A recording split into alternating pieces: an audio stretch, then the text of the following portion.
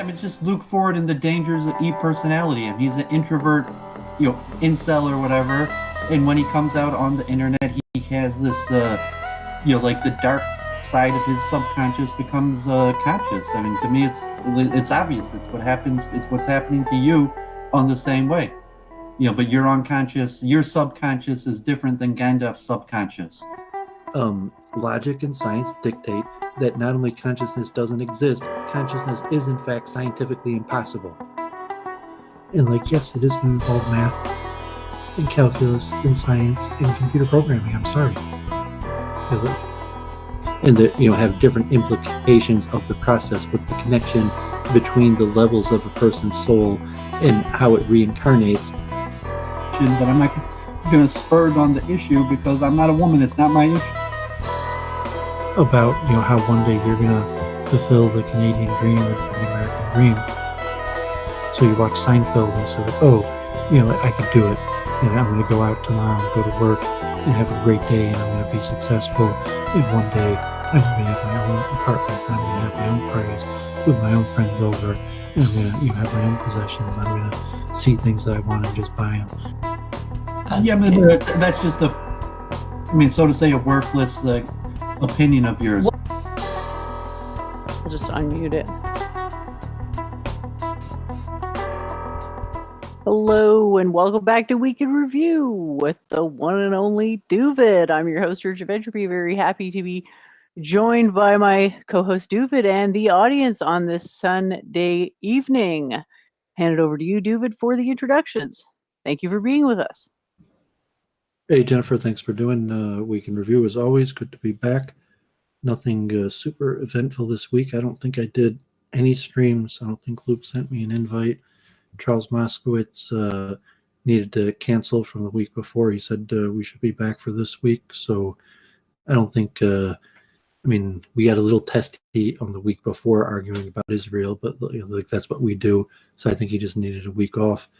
And hopefully next week we'll get back to that, and we'll see if maybe we could help improve his tech so it's not always Charles Moskowitz's Zoom meeting. He can actually say who the guest is when the show is doing, and maybe even have that in advance. But we'll see about that. No guarantees.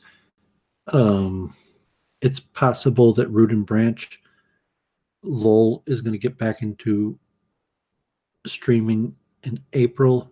It's unclear exactly what's going on. LOL is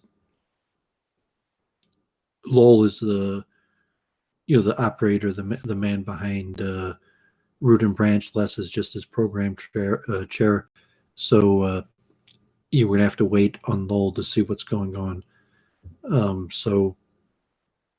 I've read quite a few interesting books. I've been catching up on reading. I've been reading quite a few of these, actually multiple of these Peter Sturgeon books. I think JF had covered one of his, and maybe me and Jennifer are going to talk about social stratification. And so it's interesting, some of the mathematics behind that.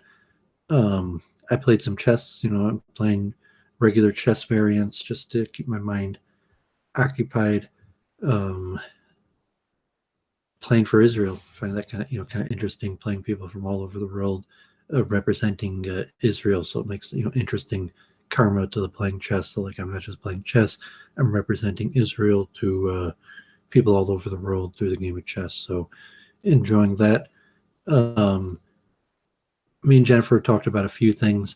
Thought maybe we talked about anachronization, and maybe this week we talk about entelechy as a interesting word. I remember I learned it when I was a kid.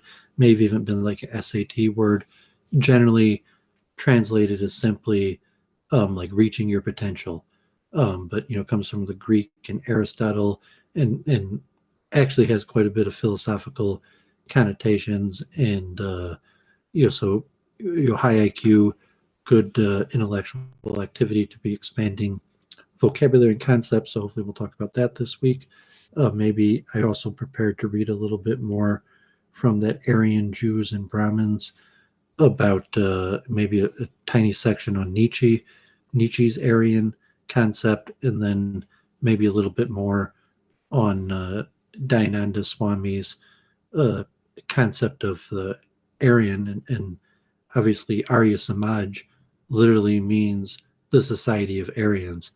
So we'll see what he meant by that. So the last week I read quite like 5 pages, but that was more general biographical, theological, philosophical overview of Dayananda Swami and the Satya Prakath.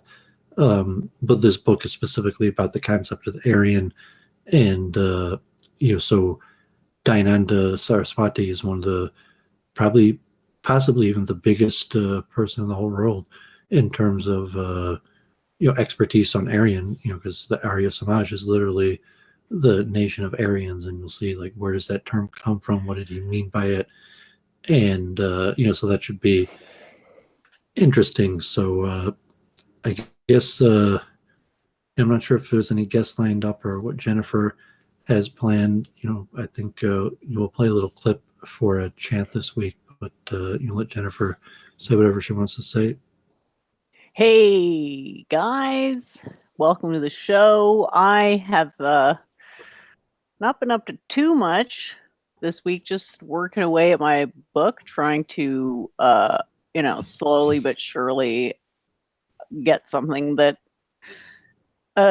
doesn't make me queasy when I read it and actually kind of hopefully sort of makes sense if you're trying. And without further ado, I will play the opening clip. Looking very much forward to the conversation this evening. Oh, because I'll mention before you play that this is Psalm 75, verse 11. Vakol karne rishoyim agadeya turamamna karnos sadik. That the horns of the wicked will be brought down, but the righteous will be exalted. And this kind of like a military march type styles of Lubavitch song. It was generally sung as a concept of like, we're going to win in the end. The wicked are going to perish and the righteous will be raised. And, with the Purim holiday and, Haman and Amalek, and the kind of concept that's a popular type Purim song that if, God forbid, if they were like going to do like hanging an effigy of Haman, this might be the song that they would be chanting. I've been talking a little bit with that streamer Yehudis Maccabee, who I think doing reserve duty in Israel, but there might be the kind of type song that he would enjoy chanting. God forbid, but it is a verse in Psalms, and it is relatively commonly chanted, especially like in times of conflict or when a person's in trouble with the law or in trouble with enemies. And it's simple. It's King David saying, "We're going to win, and the enemies are going to lose. God forbid." So this is the Lubavitch Rebbe. It's just it's clips of the Rebbe where the song's being chanted, and Jennifer could play like 2 minutes, but they used to chant this for long periods. It was like cultish, and so this clip was like 8 minutes. But I remember chanting this song for even like tens of minutes sometimes.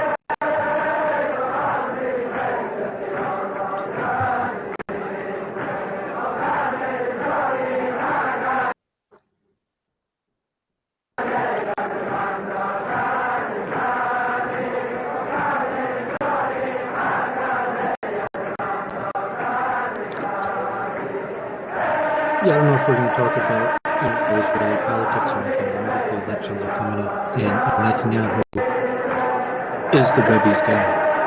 That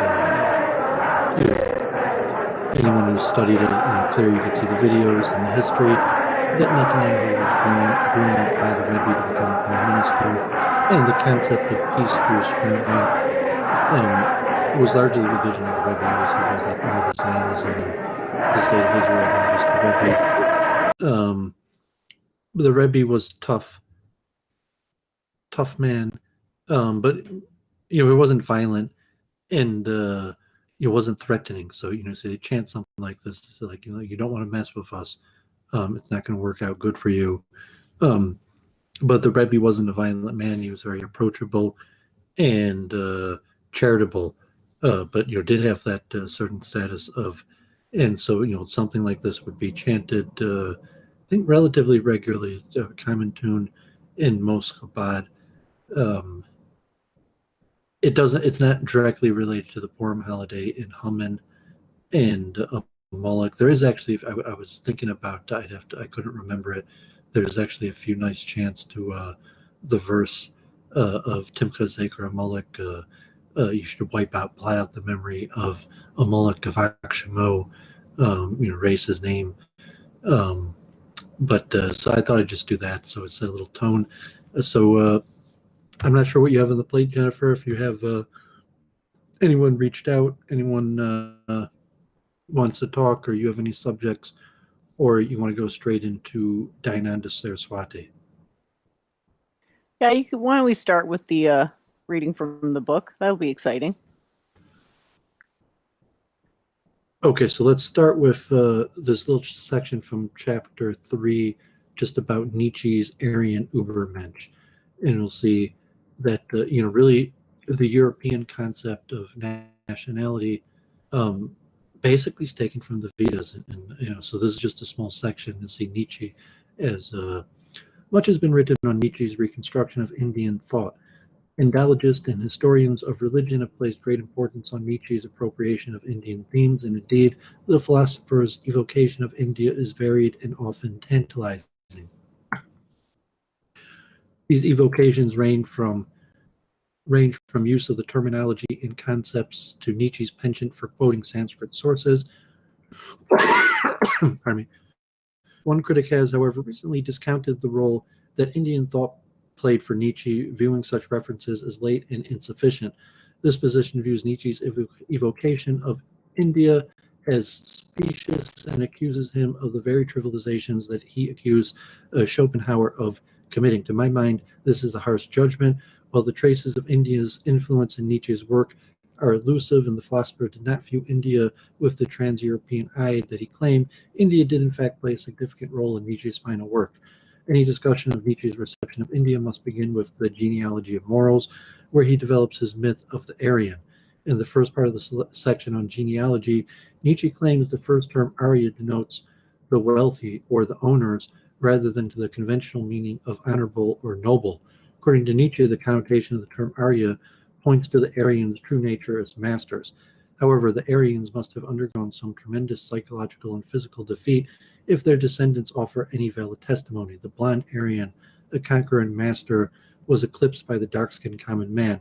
Races that the Aryans once subjugated, such as the pre-Aryan inhabitants on Italian soil, clearly prevailed in modern times. Their color, size of skull, and perhaps even intellectual and social instincts have neutralized Aryan traits, and miscegenation population now predominates in Europe. Aryan blood has thus racially and morally degenerated. Although Nietzsche believed that the Western Aryan had all but disappeared, he felt that the Indian Aryan had largely avoided his distant cousin's fate. The Indian Aryan escaped moral and physical degradation due to its adherence to dictates promulgated in the laws of Manu. In a letter to Peter Gast, Nietzsche describes Manu as the primeval absolute Aryan product that presented a code of morality based on the Veda. As a summary of the Veda, Manu was the text of Aryan religion, the racially purest Aryan law book, and the only source from which one should develop an understanding of the Aryan worldview. in the following discussion. So it goes on to talk about Nietzsche and his writings on the Aryan. But have you read that before? No, I can't say that I have read much of any of this stuff, but it is interesting. Never hurts to take a walk down memory lane. Okay, so let me read a little bit on Nietzsche's view on the Jews. So the Jew and the Aryan. While Nietzsche's Aryan Brahmins function both literally and symbolically, it is important to note that he did not identify them with Germans or contrast them to Jews. In fact, his future master race was to be reared from international racial unions. Nietzsche had long since repudiated the anti-Semitism he flirted with in the Wagner days. The argument is primarily theological and secondarily racial. He reviled German anti-Semites and felt they should be expelled. Closer to home, he mocked the anti-Semitic colonial venture of his sister and brother-in-law in Paraguay and their attempt to form a racially pure New Germany. Indeed, contrary to anti-Semitic and Germanophile groups, Nietzsche viewed the Jews racially as the strongest and purest race in Europe. He maintained that when Semitic stockbred with Aryans, a particular fruitful mixture arose. He claimed, in fact, that much vaunted purity of the German soil was a blend of the Slav, Celt, and Jew. Nietzsche felt that, had it been their predilection, the Jews could have conquered Europe. Their priority lay elsewhere in finding a homeland, and Nietzsche called upon Europe to accommodate the Jew in this legitimate quest. He feared the increasing violence directed against Jews. In other words, Nietzsche admired both the contemporary Jew and the prophets of the Old Testament. It was the priestly prophetic strand of Judaism that he despised. In other words, Nietzsche's sympathy with the modern Jew as a self-sufficient and incorruptible threatened minority did not influence his negative judgment of Judaism in its priestly manifestations and the Christianity that it spawned. It was this line of dissent that posed the problem. Prophetic Judaism was condemned for its role in producing Christianity. The important point of the reasoning was to expose the Jews as imitators of the Aryans. They should not appear as the true authors of Europe's origins. So then it goes on. I mentioned that last week, where this concept of the Aryans, largely to displace, the power of the Jews in Europe, or at least the origins of explanatory narrative of who we are, where we come from, that had been dominated by a biblical narrative. That Nietzsche is a prominent figure in this concept where the original Aryans are possibly these blonde-haired, blue-eyed Europeans, and that the original Sanatana Dharma, or original law, like to Nietzsche, the law of Manu, or the Veda, was connected to this ancient race that's, in theory, possibly they were progenitors of, which is basically completely culturally appropriated from the Vedas and largely inaccurate, but created an interesting Yeah, there's no quote. alternative. There's no quote in the Veda anything along the lines of racial supremacism.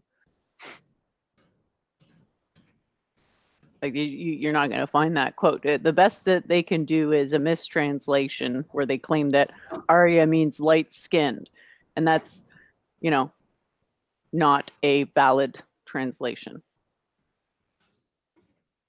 Yeah, I mean, taking the utopian kind of like Atlantis type concept, that there was this ancient period where Yeah, I'm still not really humanity- clear on how the Atlantis thing plays into it, or to what degree it was actually a popular myth whenever it was popular. Because I think I read somewhere that like Plato, believed to some extent in Atlantis or whatever, something along those lines. Yeah, how much it was officially part of the Greek religion is unclear, but it was probably officially part of the Greek state religion, and the belief in Atlantis, and the people that would be part of the Western canon till today, and like the even people of Nietzsche would be more familiar with the Atlantis myth than the Vedas.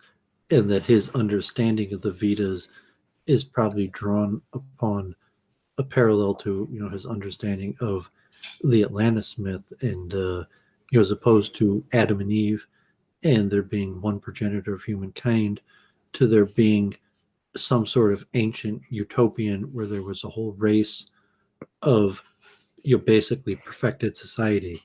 And I the don't think term, race is the right word for it. I take your point, but it's more of a class. Because like there were What? parts of India that were not Vedic Brahmins, but they were still ruled over by Vedic Brahmins because it was like considered an honor to be ruled over by Vedic Brahmins. So they would have been cool with that. It would have yeah, been I wasn't trying to give a good thing. I wasn't trying to give like an objective historical version, or just giving kind of my understanding of the Nietzschean take that leads to the European appropriation. Well, did Nietzsche even say anything about India? Well, I mean, he writes quite a bit about it, and that's what I quoted for some of his books. That he has the book thus spoke Zarathustra, which is I guess Iranian, probably Aryan. I don't know if he has a direct book on the Vedas, but yeah, then he includes Sanskrit quotes and a lot of these concepts, and in the concept of the Aryan, that he writes quite a bit about this concept of the Aryan. But he And he thinks it's going admits, to be like some cosmopolitan when he super. admits that man he takes it from the Veda, he admits that that's where the idea comes from. of Arya. Arya is the Ubermensch. Well, it's an anachronization because he's postulating what was in the past in terms for what they want to create for the future. So if it's a postulation that they're taking from his understanding of the Vedas, that there was this ancient, from his understanding, race that lived perfectly, and then at some point lost the law and degenerated to what exists today, and that could possibly be revived in maybe a Judeo type way, make a difference, that if you were descended from that race, and then he's going to speculate that that ancient race was in fact what he would call the Aryans, the Nordic Germanic people. So whatever reason, that's what they speculated. It's pretty clear that there was a series of thinkers over hundreds of years that were speculating on the origins of Europeans, and took this concept that they came from the Aryan, and their understanding of the Aryan was very limited, and it was largely based on a handful of translations of Vedic texts. And so they basically just created a myth where it was like, okay, there's this myth that the Indians have about this ancient Aryan society, so they just appropriated that myth for their own purposes. Yeah, it's shocking, isn't it? At least to me it is, but then again, I sort of live off in my own little universe, don't I? As Doovid has correctly pointed out, I sometimes Yeah, but it's only shocking if you have dissonance and you have an inaccurate assessment of reality. Sure. Because I go, I'm shocked because I inaccurately assessed reality. Pretty much. And then when I saw reality, I was shocked. Pretty much, yeah. That one. But I mean, there was a lot of corroborating evidence coming out at the same time, linguistically and archaeologically, that was supporting such speculation. That where things like the historical linguistics and showing possibly like Indo-European source of languages.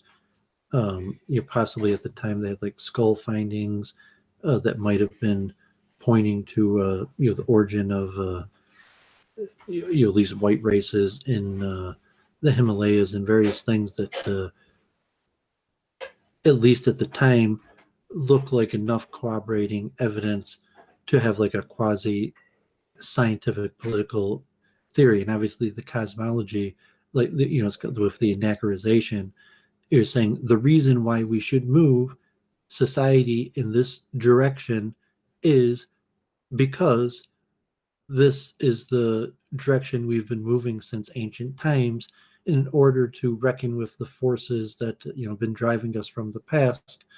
So the prophetic spirit and the reason things are the way they are today is because humanity, the leaders, failed in the obligation, like of Dharma, to live correct, proper lives, and that led to the degeneration of order, which led to suffering. So the essential Nietzschean or European Aryan concept has some validity to it, and makes sense that was even a dominant quasi-scientific theory, possibly even still till today. I'm not sure what you mean by quasi-scientific. Because it's based on the scientific process. It's largely based on drawing Well, it doesn't conclusions speak from. too highly for an identity for people who were deracinated. There may be bias. I mean, obviously there's bias, but it's saying that it doesn't have to be pejorative, that there were enough people that looked at the patterns and drew the same conclusions, even if they were inaccurate, and not because they were bad people, but because they went through the scientific process and just said, we have this and this and this piece of evidence. Here's a theory that seems to make sense out of these things that they're observing. And we've seen that the text I'm reading, because they wanted to reject the biblical narrative, and so they start finding alternative evidence for the origin of man in the East, and based on, so to say, this new evidence from the East, and a desire to give a credible alternative theory to the Bible that it's not pejorative. Like it was reasonable to assume that the origins, that maybe there was this ancient Aryan society, and maybe it was even racial, that the ancient Aryan society was blue-eyed people, that yeah, I could see that was derived through the scientific process. Even though science doesn't support that view. Science, I mean, is just a process. So you're saying that if you're going to derive a theory, you can't use science to demonstrate that what blue-eyed people are whatever. There is no connection scientifically. You can establish. The only thing they can establish is that the blue-eyed people have better night vision or something like that. Or maybe it's the brown-eyed people. I don't even remember. You could have like the hypothesis. I mean, it's a low truth value, but it's at least a theoretical theory to say that there was this ancient people that had somewhat of a utopian society, and it was in fact the Aryan race of blonde-haired, blue-eyed people. Well, I think there is scientific evidence for an ancient. And you're going to say like no 0.00000. No, I mean that's a scientific, cosmologically or within evolution, that's a theory of evolution, and I mean even you say maybe it's a proven incorrect, but no, I mean I don't see why that's not a scientific theory of evolution, because it doesn't make predictions, and it can be disproven. It makes predictions. The predictions it makes can be disproven, aka it's a hypothesis that a scientist would discard because it doesn't make predictions. Well, I say if you're making predictions about what you're going to discover about the past, it's different. But you could make predictions saying like because of this theory, so the future of archaeological digs or research in anthropology and various fields, that they're expected to find certain things that will match up with the theory. And then there's also predictions based on this cosmology, that it's likely to unfold in the future of events, so on and so on. So say like if the Jews are God's chosen people, it's very likely that from now till the end of humanity, the Jews are going to be at the center of world events. But if you're going to say like the Aryans, the blonde-haired, blue-eyed people are, not in the words of like a Judeo concept, the God's chosen people, but they're the Aryans I the think we should garter. use the correct technical term of snow monkey, just to be, scientific. No, I mean, you just sound like an idiot. I mean, you just like a self-hating white or something. You could, I mean, these, I think it is even something if that a it's person who incorrect, hated the even if it's truth would incorrect, it's proclaim. something that you could express in scientific terms. It is a theory of science. So it was incorrect. It was wrong. You could hate the people who came up with it. It was a scientific It's a theory. theory, And but it it's was not scientific. significant evidence to back it up. And you're saying the totality of the evidence is a rejected theory, but there was substantial evidence to back up this Aryan claim. Was it valid evidence, though? Yeah, there were probably thousands and thousands of pieces of valid evidence, but about the origins and cosmology of humankind, I mean, if you're going to be like Howie or something, you say like every statue in India where the deity has blue eyes is a piece of evidence, and if you're going to count them and say there's 731 of them or however many of them, you say all of those are evidence, or the various whatever evidence, but it's saying yeah they had books and books on the topic, and it was probably a major theory, maybe even one of the most dominant theories for at least decades of times, and be demonstratable with new evidence that was coming out at the time. And if when we look at it today, you say that really wasn't proving it, but a lot of it was like linguistical and the origins of languages, and showing that Sanskrit or the Indo-European language is the pre-origin of language, and like why they thought that was proof that there was like this ancient blue-eyed tribe of Aryans. Might seem kind of dumb now, but at the time, people might have thought that was like proving their theory. Maybe, yeah. There's nothing pejorative about it. I mean, say pejorative because people killed each other over it, and even that, like, it doesn't have to be pejorative. Like, yes, people came up with theories about how different we were, and killed each other over it, and like, of course, like that's it's not surprising. Havgalishan says that there's a scientific theory called the universal aesthetic. I looked it up. There's something from 1999. Is that what you're talking about? Because this is the first I've heard of it. So did you want to keep going with the reading there? Yeah, so I didn't even get to Dayananda Swami and saying like, I mean, because I wasn't. I mean, people should understand kind of like eugenics that was the mainstream form of science for decades. That wasn't like some thing that a few idiots thought that was what the top minds of the generation thought. And so for the origins of European peoples and Aryan invasion theory and Aryan origins of Europeans and possibly like ancient tribes of blue-eyed Aryans, were what a large amounts of the top minds thought for decades, maybe even hundreds of years. So people are just unfamiliar with the literature. Just say like today, how could anyone think that? When you say like, well, don't you know that for hundreds of years, almost everyone thought that. So it's important to to know. So let's get back to Dayananda Saraswati, Aryan masculinity and the theology of decay. The task of rehabilitating the textually bound Aryan and his reader necessitated the reevaluation of human actions and the spirit that animates them. Dayananda represented the human soul as an active and creative energy, not a passive spectator. In fact, the Satyaprakash at numerous reprises drives home the message of man's involvement in the moral world. Underlying Dayananda's recuperative efforts was the acknowledged conviction that the primeval truth of the Veda had been distorted by the Advaitin belief in the oneness of God and the human soul. According to the Vedantists, neither good nor evil exists because God is the only reality. It is the Advaitin goal to realize this identity, and the sannyasi dedicates himself to this ideal.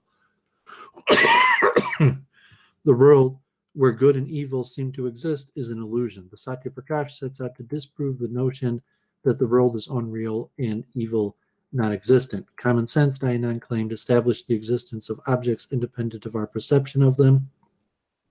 Objects have a reality of their own, and the world must exist, or souls could not reap the reward of previous deeds. Ainon presented the soul alone as the seer, doer, and reaper of the fruits of action. It is the soul that thinks, knows, remembers, performs actions, feels individuality, enjoys and suffers. Only the soul can perform good and evil deeds. Dainon discouraged belief in concepts such as transmigration and karma because he felt that their determinism made people lazy and indolent. There was no shortcuts through ritual or devotion. Action alone led to moksha. In his estimation, passivity sanctioned by religion had deprived the Indians of their independence, happiness, wealth, political power, and learning. They sit idle, praying for relief and charity that is never forthcoming.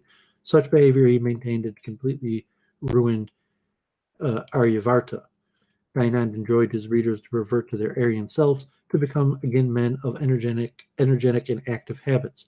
He urged them to reject ignorance and promote public good, justice, and righteousness, rather than focusing on the casting off of bodily concerns with a view towards emancipation. Dainan promoted an image of active masculinity, laying special stress on the efficacy of good works ordered by the Veda and mastery over sense gratification and behavior beyond the standard personal virtues.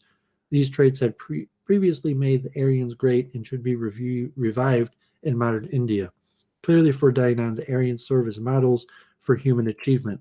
Their historic downfall, however, provides an equally important lesson whose message has less to do with racial somatology than with textual politics and potency. Dainan's history of the past begins with a panegyric to Aryan glory. Humanity consists of two classes, the good Arya and the wicked, the Dasyu.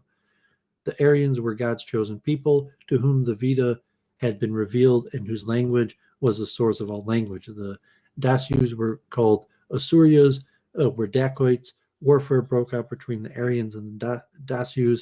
Dainan did not, however, use the term Arya or Dasyu in a racial or religious sense. Arya simply meant an excellent man opposed to a wicked man. He did not suggest that the Aryans were a particular race or tribe who had conquered Aborigines and named them as slaves. Regarding India as the best place on earth, Aryans immigrated there from Tibet sometime after creation and colonized it. They named this land Aryavarta, the abode of the Aryans. Before the Aryans had colonized it, Aryavarta had no name and had been uninhabited. From their new home, the Aryans governed the whole world and preached the Vedas throughout their dominion. All peoples embraced the Aryan morality, since it taught universal brotherhood. Under only the rule of the Aryans did peace and happiness reign upon the earth. Aryavarta was the center and source of Aryan power. All knowledge, righteousness, and all religions originated there. The Aryans were the true Indians. Unlike the Bible or the Quran, the Veda was meant for all nations. Sanskrit was the universal language, since it was no people's mother's tongue, and all had to learn it. The Aryans taught Egypt, Greece, and Europe whatever initial learning they possessed. They were sophisticated, generous, and cosmopolitan. Their system of rule was so perfect that it formed the basis for all subsequent world governments. Devoted to the acquisition of knowledge and bodily perfection, endowed with ideal social structures and religious customs, the Aryans kept India free from disease and misery. Despite the efforts to maintain a perfect society, however, the Aryans brought destruction upon their culture. The Aryavarta War marked the end of the Aryan Golden Age. During the conflict, Aryavarta was dealt a blow from which it never recovered. When the princes, kings, sages, and saints of the Golden Age perished, their teaching of Vedic literature and religion died with them. Superstition and degenerate culture practice took root and began to flourish in the form of Hinduism, distortions of Vedic religion. Dainan's philosophy of history installs the etiology of loss and corruption as the root causes of India's contemporary malaise. However, what sets Dainan's theology of decay apart from Western theorists of degeneration, such as Spengler or Nordau, was the degeneration Dainan found in history was intimately related to textual degeneration. Dainan held that God communicates the Vedas to man at the beginning of each kalpa.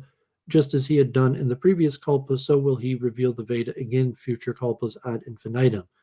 Of the three eternally existing entities, God, souls, and the material universe, the universe and soul's cause cease to exist in their present form at cosmic dissolution. In the beginning of the next kalpa, however, they come into existence again. Like the universe and souls, the Veda too while not manifest in the period after Pralalya, is communicated anew to humanity as each world is created. Thus, God's knowledge in the form of the Veda is revealed to humanity at the beginning of each kalpa, and we are to assume suffers a similar process of degradations through successive readings. Racial degeneration is thus tied to textual decline.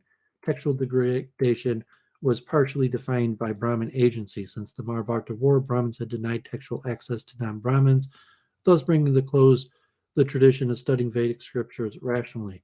Without necessarily understanding the text, they made their living by controlling and distorting them. Dayanand tied the degradation of Vedic Hinduism to the proliferation of spurious works of a sectarian nature. Brahmins furthered India's degeneration by sponsoring superfluous rituals for financial gain. Hence, they bequeathed to Hinduism belief in idols, miracles, pilgrimage, astrology, and the like, all absent in the Aryan world of the Vedas. Dayanand held the Brahmin preoccupation with absurd rituals stemmed from greed and ignorance. He noted that when uneducated persons became preceptors, hypocrisy, fraud, and vice got the upper hand. Their behavior directly brought about the ruin of Aryavarta. Given the Brahmins' abuse of their privileges, Dayanand maintained that they were no longer worthy of the respect paid to them by their birthright. Out of selfishness, they destroyed Vedic knowledge. Lest their fraud be revealed, they contrived to undermine and repress all dissenting voices. They prevented people from educating themselves and ensnared the population in a net of hypocrisy. The authors of current Sanskrit books or vernacular books that wrangle over triflings completed the degradation of Vedic truth. Brahmins abused and misdirected the power placed in their hands. Dayanand directly associated this power with textual power. He claimed that the Vedic source of Brahmin power, the Purusha Sukta of the Rig Veda, had intentionally been misinterpreted. While there were indeed 4 hierarchical classes as evinced in the Sukta, Dayanand described them as born out of the collectivity's need for social economical complementarity, rather than dismemberment of a primordial man into elements representing social hierarchy. The true meaning of the Sukta related how the universe was created and sustained by an omnipresent God who oversees human merit, allowing individuals to enter into their hierarchical station only by faithfully discharging the duties of the station. According to Dayanand's interpretation of the Sukta, even the lowborn should be recognized as Brahmins as long as they possess the requisite qualifications. Similarly, the highborn should be demoted if they fail to fulfill his duties. Thus, righteous conduct alone determines the achievement of high order of caste. Dayanand claimed that the status distinctions, the actual evil of caste, were a later distortion read into the Sukta by Brahmins. They did not exist in Vedic times. Dayanand proposed to replace the current caste system with a meritocracy where all classes were determined according to the individual's qualifications, accomplishments, and characters. Individuals would be assessed sometime between their 16th and 25th year of age. Dayanand allowed that the Shudra could attain Brahmin status and enjoy the privileges of a Brahmin if he evinced the qualities of a Brahmin, if he possessed wisdom, piety, charity, and chaste conduct. The same criterion held true for the Brahmin, who would become a Sudra if he were impure, stupid, dependent, or subservient. For Dayanand, therefore, Brahmin is not born but self-actualized. One whose mind is a repository of Vedic learning and devotion to God becomes a Brahmin. Self-realization is, however, tied to textuality or textual literacy. One can read and understand the Vedas only if one's mind and speech are pure and controlled. Such an individual represents for Dayanand the ideal reader of the Veda, someone capable of returning to true Aryanhood. Dayanand's attack on the traditional Brahmin and redefinition of the true Brahmin intersects with his discourse on masculinity, which in turn is intimately related to his ideology of the Aryan. False Brahmins are false readers of the Veda. They do not exhibit the trait of the Aryans. True Brahmins have recuperated Aryan value by returning to the Veda. These restored Aryans differ radically from present-day emasculated Aryans who are the object of Dayanand's invective. In fact, Dayanand took pains to dissociate his followers from the fallen Aryans of Hinduism. For the 1881 census, Dayanand gave the direction that Arya Samajas should enter themselves as Arya in the column of community or race and should note Vedic Dharma in the column of religion. When he once inadvertently used the term Hindu in one of his sermons in Pune, he immediately corrected himself. He urged his audience to give up the name Hindu and take pride in Arya or Aryavart. He noted, "You have degenerated in your qualities, which is bad enough, but you should at least not corrupt your name. Dinan chose a series of persuasive metaphors to describe the manner in which modern Aryans had rejected Aryan values and adopted evil customs. One metaphor that Dinan chose to illustrate past Aryan glory and present Aryan dissolution was that of the sannyasi. Rather than focus on renunciation as the path by which one seeks personal liberation, Dinan devalued the renunciant's role in Hindu society. Dinan Aryanized the sannyasi. Like others, the true sannyasi should be an active member of society dedicated to the good of the people rather than a worthless parasite. Dinan juxtaposed Aryan worldliness with what he considered to be modern Indian provincialism. He cited dietary regulations as symptomatic of the general malaise. How Dinan asked, could Indians fight and preserve over their enemies as the Aryans had done if they worry about who prepares their food, where they eat, and with whom? Real Aryans have traveled abroad, learning good qualities from other peoples and rejecting bad influences. They traded, wielded political power, were fearlessly bold. Rather than obsessing on foolish injunctions, modern Indians should emulate Aryan cosmopolitan sophistication. The loss of Aryan values was thus tied to the loss of true Kshatriyahood, as the loss of knowledge was directly tied to the loss of worldly power. Perhaps this is why Dayananda never took a stand against the British. In his view, foreign rule had occurred through the Indians' own failings. A country cannot progress when it indulges in mutual feud, child marriage, carnality, untruthfulness, neglect of the study of the Veda, and other evils. When brothers fight against each other, then only an outsider can pose an arbiter. Unless a country trades effectively with foreigners and extends its rule over others, it can only expect misery and poverty. Dayanan's Aryans thus stands in stark opposition to the tendency in Hinduism to draw men away from the world and active involvement in it. Indeed, this thematic expresses itself throughout his commentaries. The message of activism, a vision of an active Hindu and a new Hinduism, finds expression most significantly in the purified, vital, and progressive India that Dayanand hoped to see reborn in the model of the Aryan Golden Age. Dayanand tied the loss of the Aryanhood to the very behavior and custom, child marriage, and neglect of Vedic study. These malpractices brought about the loss of Aryanhood and, as a consequence, Indians' foreign subjugation. To reverse Aryavarta's degradation, one merely had to reestablish the Aryan utopia with its undistorted institutions and necessity palliatives for modern Indian malaise could be found in Vedic times. One need not resort to other proposed cures such as Christianity or modern science. The cure was in reading the wisdom of the Aryans left behind, as in Dayanand's interpreting the ancestral Varna system to incorporate individualistic values. Such correct readings of the Veda would usher in a new Aryan age into being. Okay. Thanks, Doovid.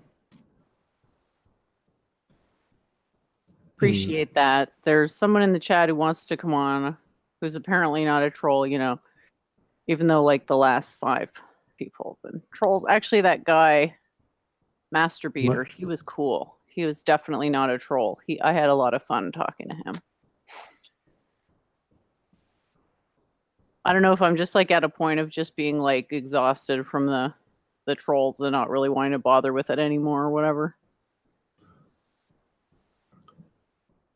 Yeah, I found this book really enlightening, and you see that like Dayananda Saraswati is really one of the fathers of modern Hindu nationalism, and the Aryan Brotherhood was a Vedic interpretation, and it's interesting the corresponding of the rise of the concept in Europe with the revival movement. You think about it as a group strategy. So Dayananda Swami is saying, this is your strategy. Like, you're an Indian, this is your group strategy. You may have lost it, and the reason you're losing is because they're not using your group strategy, as opposed to, in Europe, where people like, we're losing because we're using a foreign group strategy, mainly, Judaism, Judeo-Christianity, and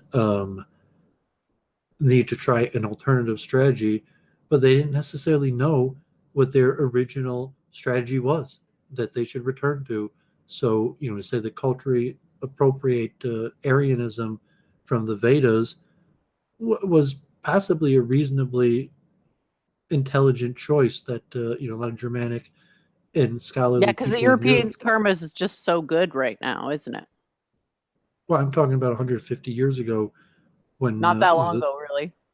the theory of evolution is just coming out, and there's a push away from the origins of the Bible to explain human origins, that the stories in the Vedas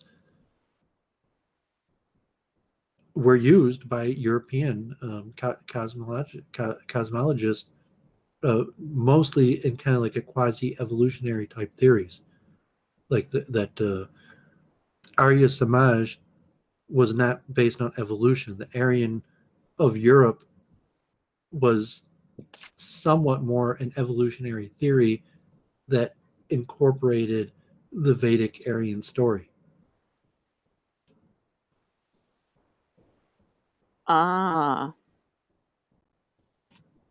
sounds plausible. Because you see them happening at the same time. So I don't think Dayananda Saraswati is really trying to incorporate evolution into his theory.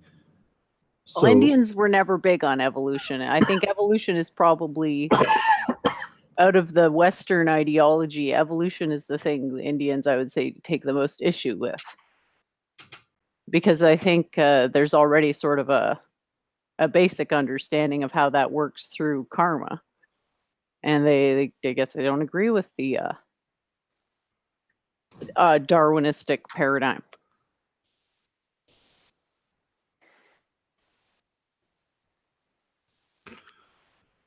All right, so do you think I should give this Rajput Mishra Bharadwaj a chance? Or I can't tell. I'm sorry if you're sincere. We've just had a lot of. I'm pretty sure it's just the same like couple people doing it, but we have had a lot of trolls. was that Osho? Osho? What do you mean? Hello? The name, right? Oh, are you saying is that Osho? Right? Wait. No, there's Rajneesh. Bhagwan Sri Rajneesh. Yeah. I thought I was saying I knew the name was from somewhere, but okay. I'm not sure. I guess I'll give it a shot. No, that I just missed. Maybe I know, right? Maybe we know. Maybe that's fine. So, did you want to show those words I showed you? That little stuff about entelechy, the new word for the week, and concept, and maybe depending on the guest, maybe later or during for conversation, I could read a little bit of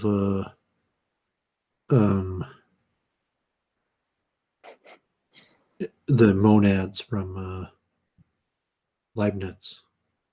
Yeah, I appreciate you looking into that. It's definitely interesting. You want me to start on? I think you pronounced it earlier.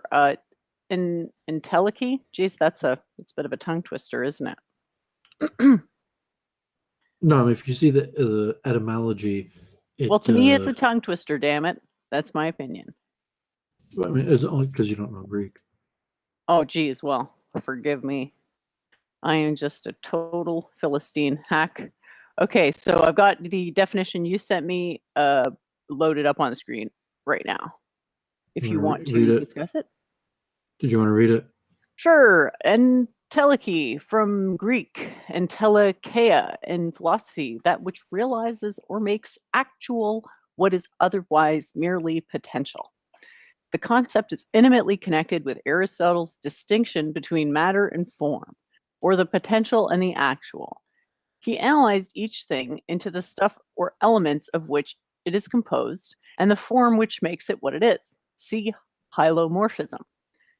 The mere stuff or matter is not yet the real thing. It needs a certain form or essence or function to complete it. Matter and form, however, are never separated. They can only be distinguished. Thus, in the case of the living organism, for example, the sheer matter of the organism, viewed only as a synthesis of inorganic substances, can be distinguished from a certain form or function of or inner activity, without which it would not be a living organism at all. And this, quote, soul or vital function is what Aristotle in his De Anima, or On the Soul, called the entelechy, or first entelechy, of the living organism. Similarly, rational activity is what makes a man to be a man and distinguishes him from a brute animal. And with that, I'd like to welcome Marshall Lord to the show. Thanks for joining. Long time no talk. Hey, we may have someone else joining too, but if it's a troll, I'll just eject them right away. Well, we have a Brahmin. I mean, we're talking about Arya Samaj and so if someone wants to defend the Brahmins, that's fine. Marshall from New Zealand, long time from the old Norvin days. It's been years. Yeah, the old Luke Ford streams back in the days. Was it the talk about the Aryans that enticed you to come on, or something else? Well, there was something I wanted to get your opinion on.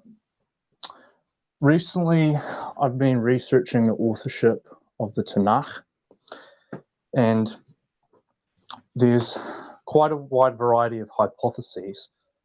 The one that seems compelling to me is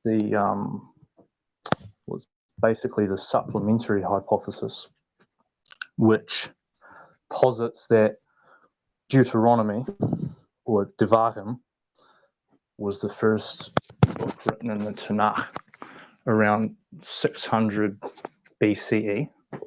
So that's like 2,600 years ago. And I mean, obviously we don't know, but it's quite interesting to me.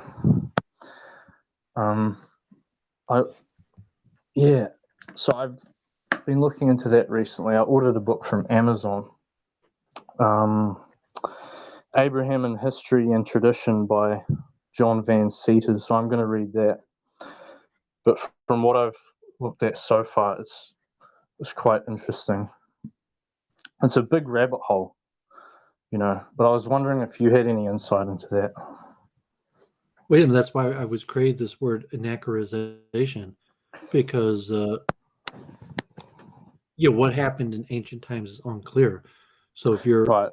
a believer, you say, well, I believe what the Bible said happened, all the miracles and all the stuff as is, or you say like, no, it's an anachronisation where for political or priestly purposes, they wrote a history of the world probably to justify the priestly caste, saying that we're the Brahmins, we control the temple, we do the sacrifices, we get the taxes because God said so.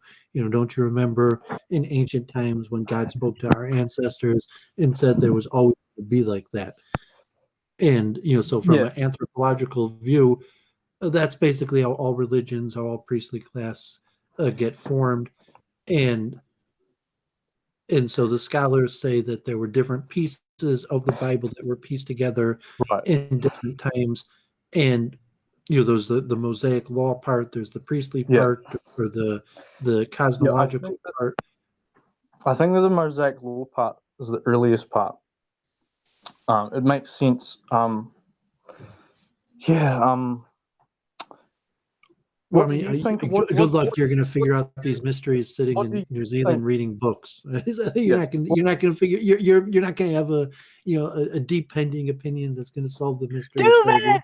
Don't you think maybe we should be encouraging people to pursue studies? I mean, I'm not saying don't ridicule ever. I'm just saying maybe the first thing could be more encouraging for this young man to pursue his studies. Maybe I'm encouraging. I'm just saying that, no, I mean, this is a bit contentious. Marshall, that's Doovid's version of encouragement. Just so you know. No, it is my version, but I'm saying I'm not reading your book. I'm not reading your book on biblical cosmology. I'm not interested in your theory on biblical cosmology. You don't know enough about the subject yet to be proposing your own theory. So I think he's asking you what you think about what he's asking. A, it's not my theory. B, I understand that you are more erudite than I am. when it comes to the issue of Judaism and the Hebrew scriptures. Hence why I'm just curious. I've emailed several scholars and I'm trying to get their insight. It's just, yeah. So what do you think of the idea that Deuteronomy was written first and the other books of the Torah were like prequels? What do you think of that idea? I mean, you mean written or compiled? Basically, the Deuteronomy sources.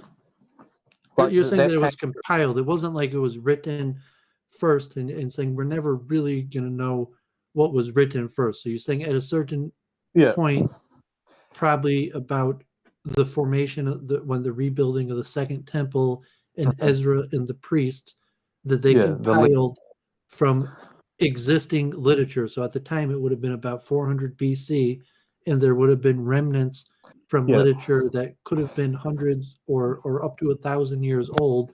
They themselves may not have known, and they compiled it into a book form that starts with the creation of the world, the choosing, the formation of the Jewish people, the slavery in Egypt, the prophets, and the choosing of the Jewish people and the giving of the law, and the choosing of a priestly class that would run the temple and collect the taxes. That if you were in ancient Israel, that the Kohanim got the taxes, and it's because God said so, because God chose the people in a class. So he's saying usually think it's the priests that are the ones that compiled it, because it was in their benefit to basically say that like our right to run the temple and collect taxes is ordained by God.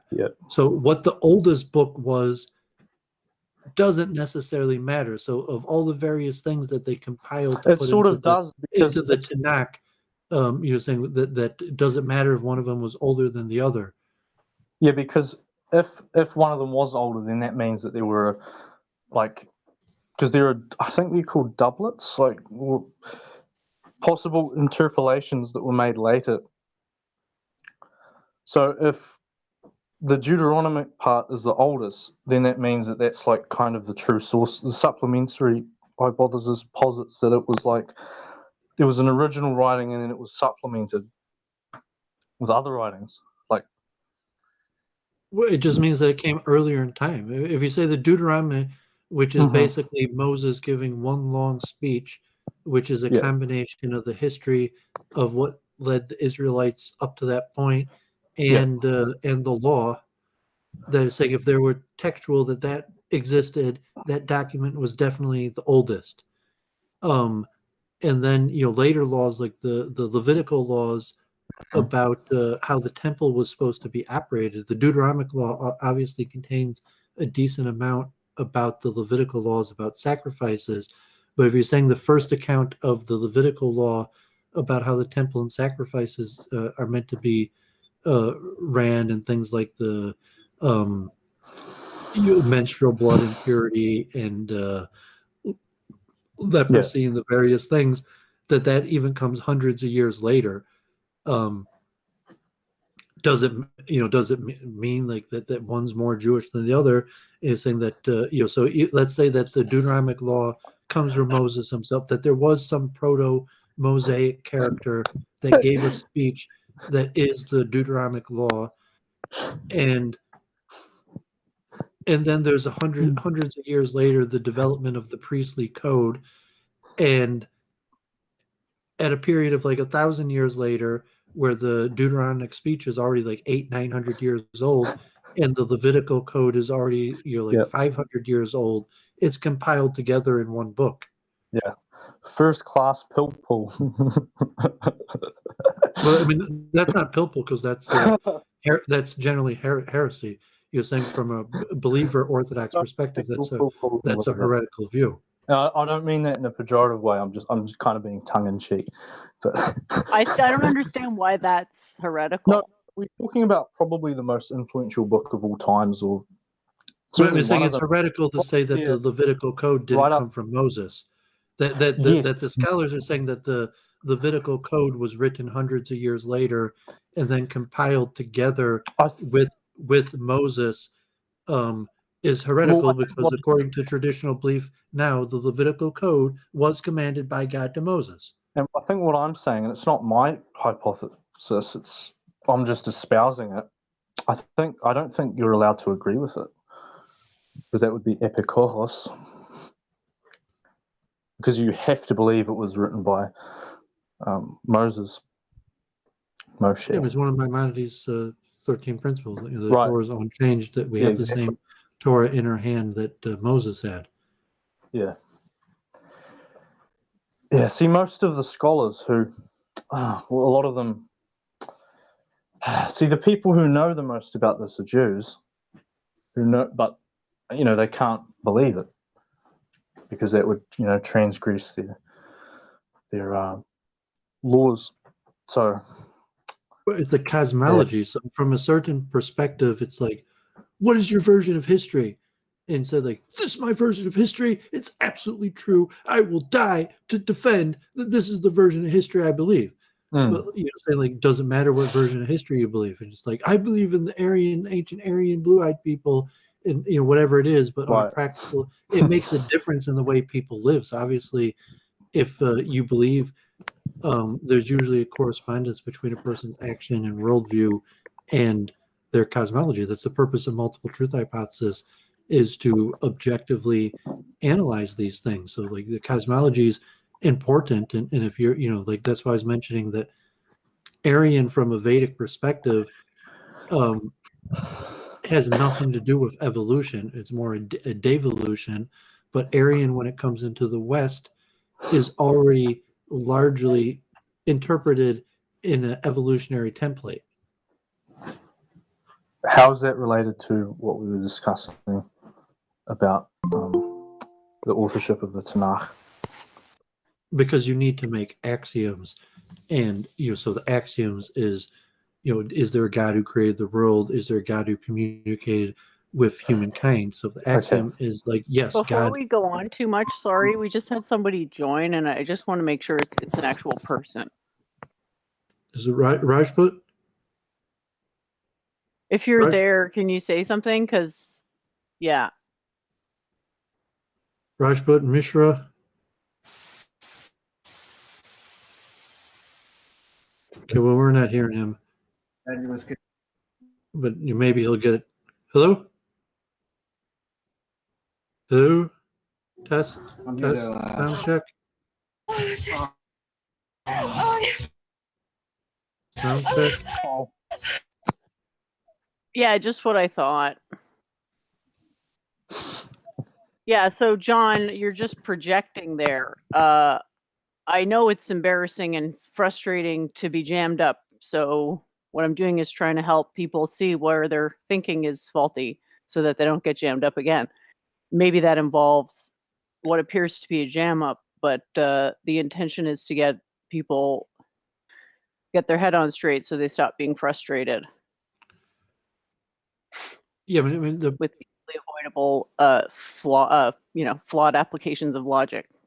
The purpose of MTH, to objectively try to analyze what happened in the past, what's the current, what's going to be the future. There's so much uncertainty. So if you're looking in the origins, like, was there such a character as Moses?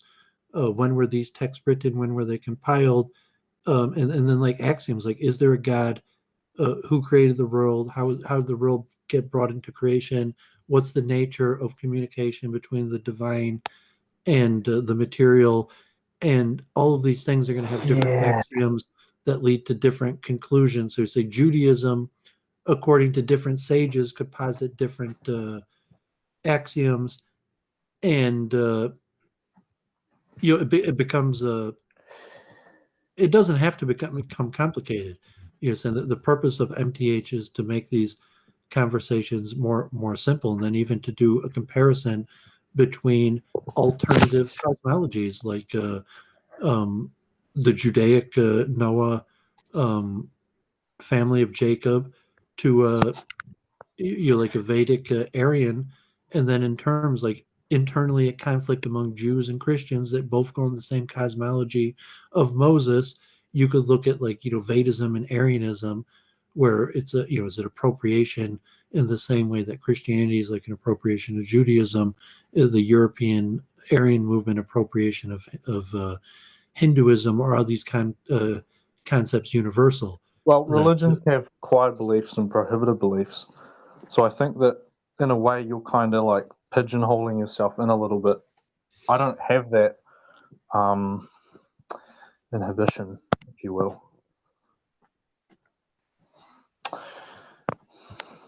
Well, we were just having a conversation, right? So it was saying like inhibition to make You logical points. My question, because again, you're not really allowed to. Well, what are you trying to establish? Like you're trying to figure out the historical development of the religion. Is that it? Yeah, the origins of the religion and the sacred texts. Because in my view, the Torah is like a blueprint for Jewish hegemony today, and I'd maybe rather not get into the whole JQ thing. But I don't know. Doovid might actually agree with that. Well, yeah, but if you say that the JQ is of divine origin because the Jews are in fact God's chosen people, and you write when you recognize a connection between history and major events in the Jewish people, that that's no conspiracy. That's that's proof that the Bible is true. I half agree with that. I don't agree with the last part that it's true, because I mean, I don't think you can know that. But so you're trying to understand. I take your point.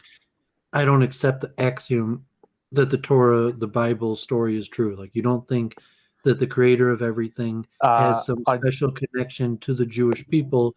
So the explanation for the religion and the influence of the Jewish people, you're seeking, so to say, an alternative explanation than the religion itself provides. Well, I don't accept the wholesale. I mean, some aspects yes, some aspects no. Obviously, there's problems. And then you need a template to decipher that information based. You need a like a worldview. So you're saying, okay, I'm a nihilist evolutionist, and so like JF or something. So you're going to analyze the Torah and Judaism and the Jewish people from a nihilist evolutionary point of view, or you have some sort of alternative cosmologies for how you understand the world came into being and operates, that you're going to say that the Jewish people and the belief in Torah, the prominence of these religions, could be explained by your own axioms and understanding of how you see the world, or you have so much uncertainty where you just don't know, where it's like, okay, like I think there's definitely some true parts of Judaism, but I reject the religion's self-definition. I think the explanation for what's going on lies somewhere largely different than how it's being explained,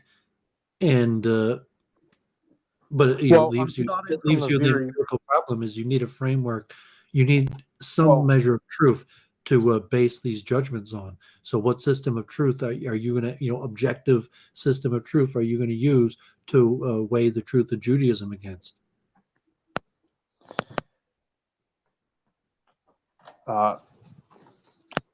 History, theology, archaeology, history, linguistics.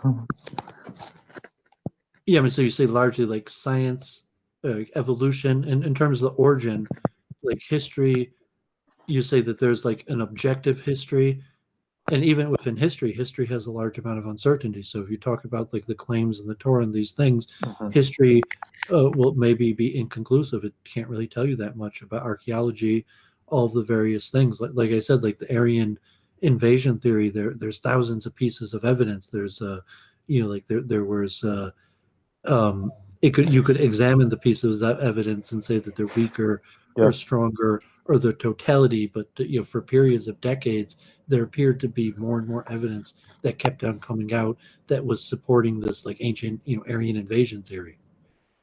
But I think the further you go back into history, the harder it is to ascertain what happened. And then you also have the issue of validating sources, right? like what information comes out of religion? How do you validate that?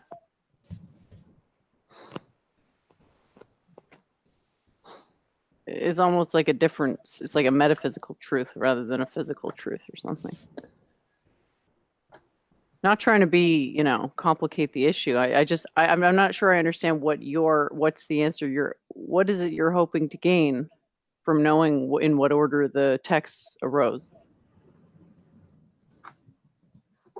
If he's just trying to understand it, makes sense. Like I'm not trying to put you on the you spot want to or know anything. which one came first. I'm just trying to understand why this, like, what is this leading to?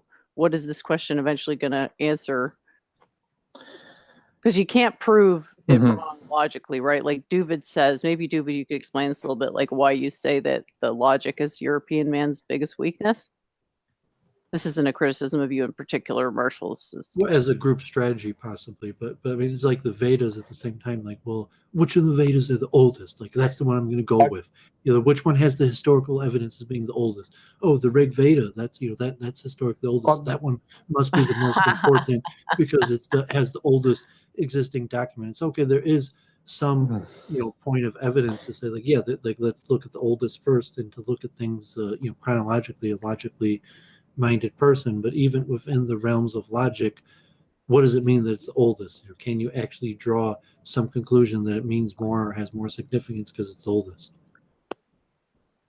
Yeah, so that's an example of like axioms, right? So there's a sort of a tacit assumption where you give something more credibility because it's older.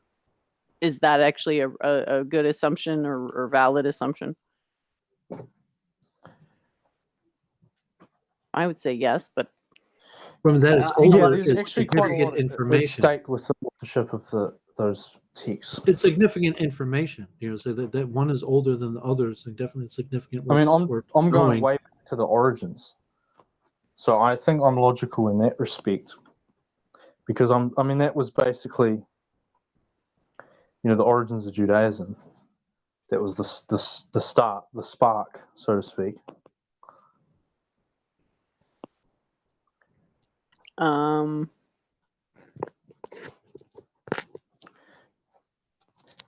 What about in the Babylonian? What about pre-Babylonian exile?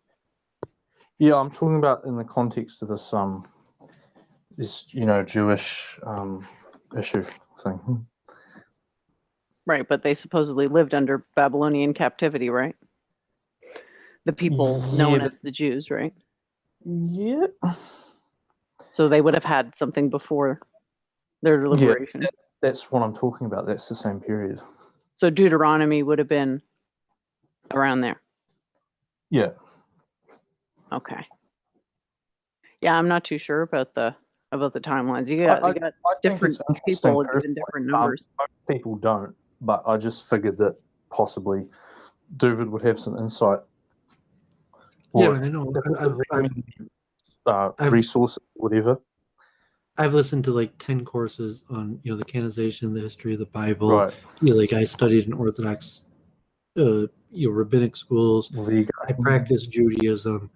It's one of my favorite topics. But I said like it's good to learn. Like it's good to know about this stuff. The information is useful. You could start drawing some of your own conclusions. But it's a deep subject and very complicated, deep, and a lot of it is conjecture. Despite all the scholarship, we still don't know ultimately. Well, you need so much other information to place it in terms like how much do you know about history to when you're talking about 3,000 years ago in corresponding ancient empires and other ideas in society, that's really a lifetime of study. So it's good to start when you're young, especially if you're a believer. So if you're coming from the perspective that you're not looking for God, you're looking for answers, you're looking for the truth, but you're not expecting to find God. As opposed to other people that study the Bible, expecting to find God. And if in the alternative example, like multiple truth hypothesis, if you look in the Vedas, where say I just want to understand the history of the ancient world in India and the origins of nations and what they believed, as opposed to I'm looking for God, I'm looking for a way to become a better person and live a better life. And so, it's religion. That's the purpose of religion. So if you're taking a armchair or even a skeptical look into religion, it's going to give a different view than if you're looking as someone who's sees the benefit or possible new member to the religion, or someone who thinks that you're going to find answers that would benefit your own life from studying that religion. Right, I'm 22 at the moment, so I'm pretty young. But I think, spirituality is that's a void that I should fill, and it's a deficiency in my worldview. Well, some people are just not religious. They're not inclined towards Right. religiosity. They're, NPC type thing. It's really a certain type of person who kind of needs that. So I'm glad you've acknowledged it as a need, because it's like that's sort of that's like, I don't want to say half the battle because that sounds so cheesy, but it does go a long way. Right. Our friend wants to know if you keep kosher, Doovid. I haven't typed the answer in that. Yes. Oh, okay. I've been keeping kosher for my whole adult life. I became vegetarian close to 10 years now. So kosher allows for meat and fish under certain rules, but I've given that up in addition to kashrus. Did you feel that vegetarianism improved your health? Yeah, we've talked about this many times. Definitely vegetarianism, one of the better decisions I've made. Nice. Yeah, I know that pork is legitimately bad for your health, irrespective of any religious views. It's because pigs are monogastric animals, so they have one stomach, and instead of cows, for example, ruminant animals who have 4 stomachs, and it's to do with the way that they process food and stuff. Well, also the cow is Basically. vegetarian, right? And the pig is not. Yeah. So what do you want to do? Been at it an hour. Do you want to catch up with Jennifer 5 minutes? I'll take a little break and you just catch up with Doovid Jennifer. needs to smoke some trees. And streaming or Those are vegetarian and kosher, right, Doovid? yeah, well, Marshall, I'll be back. Okay. Yeah, religion's awesome. It's not what people think. They think it's the Hare Krishna thing. Right. And it's it's really nothing like that. The Hare Krishna thing is sort of it's like Christmas, you don't have to be religious to enjoy Christmas. People are told all religions are the same, and that's couldn't be further from the truth. There's so much difference between religions. Well, some Indians say that they don't even count what they have as a religion because it's arguably is a combination of statecraft and religion. It's all one social system thing. You can kind of compare that to Islam, where it's both a political and a theological system. Right. So the idea of a religion existing separate from all these other institutions, that's sort of a newer idea. I think Doovid is showing something in the. Drink a little wine. I bought wine for Purim. I got Moscato. I'm a big fan of the Moscato grape, so I get a little Moscato and drink a little wine. Look at Doovid's wine. I know. Oh my God. You know what? I've seen Gandalf's library. I feel very, special that I get to be on the inner circle. Somebody just fucking put qualia in the chat, okay? And I feel like it's just there to trigger me. I do not like this word. The book aesthetic, it doesn't really do it for me. But as far as book aesthetics go, I like Doovid's because it has a sort of a homey feel to it, that the books are not just there for decoration. Have you ever seen Jade Dyer? Oh, the name rings a bell. I He's haven't like seen him. this like Christian, based debater, sort of fash wave imbecile. Anyway, he has like a fake row of books, and it's just they're so Oh. perfect.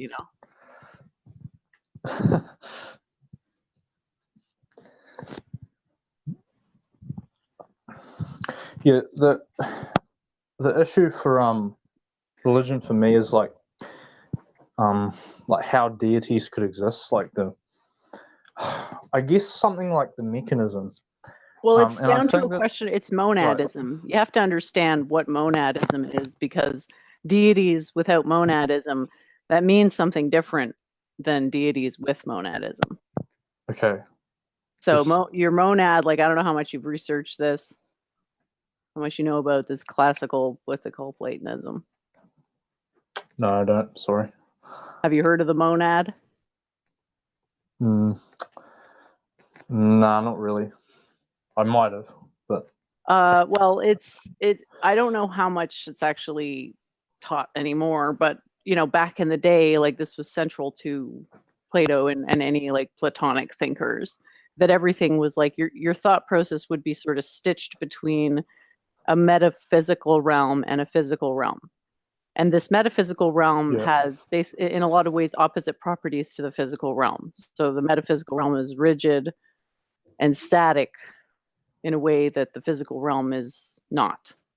The physical realm is what they call like mutable or sort of cycling or changing, right?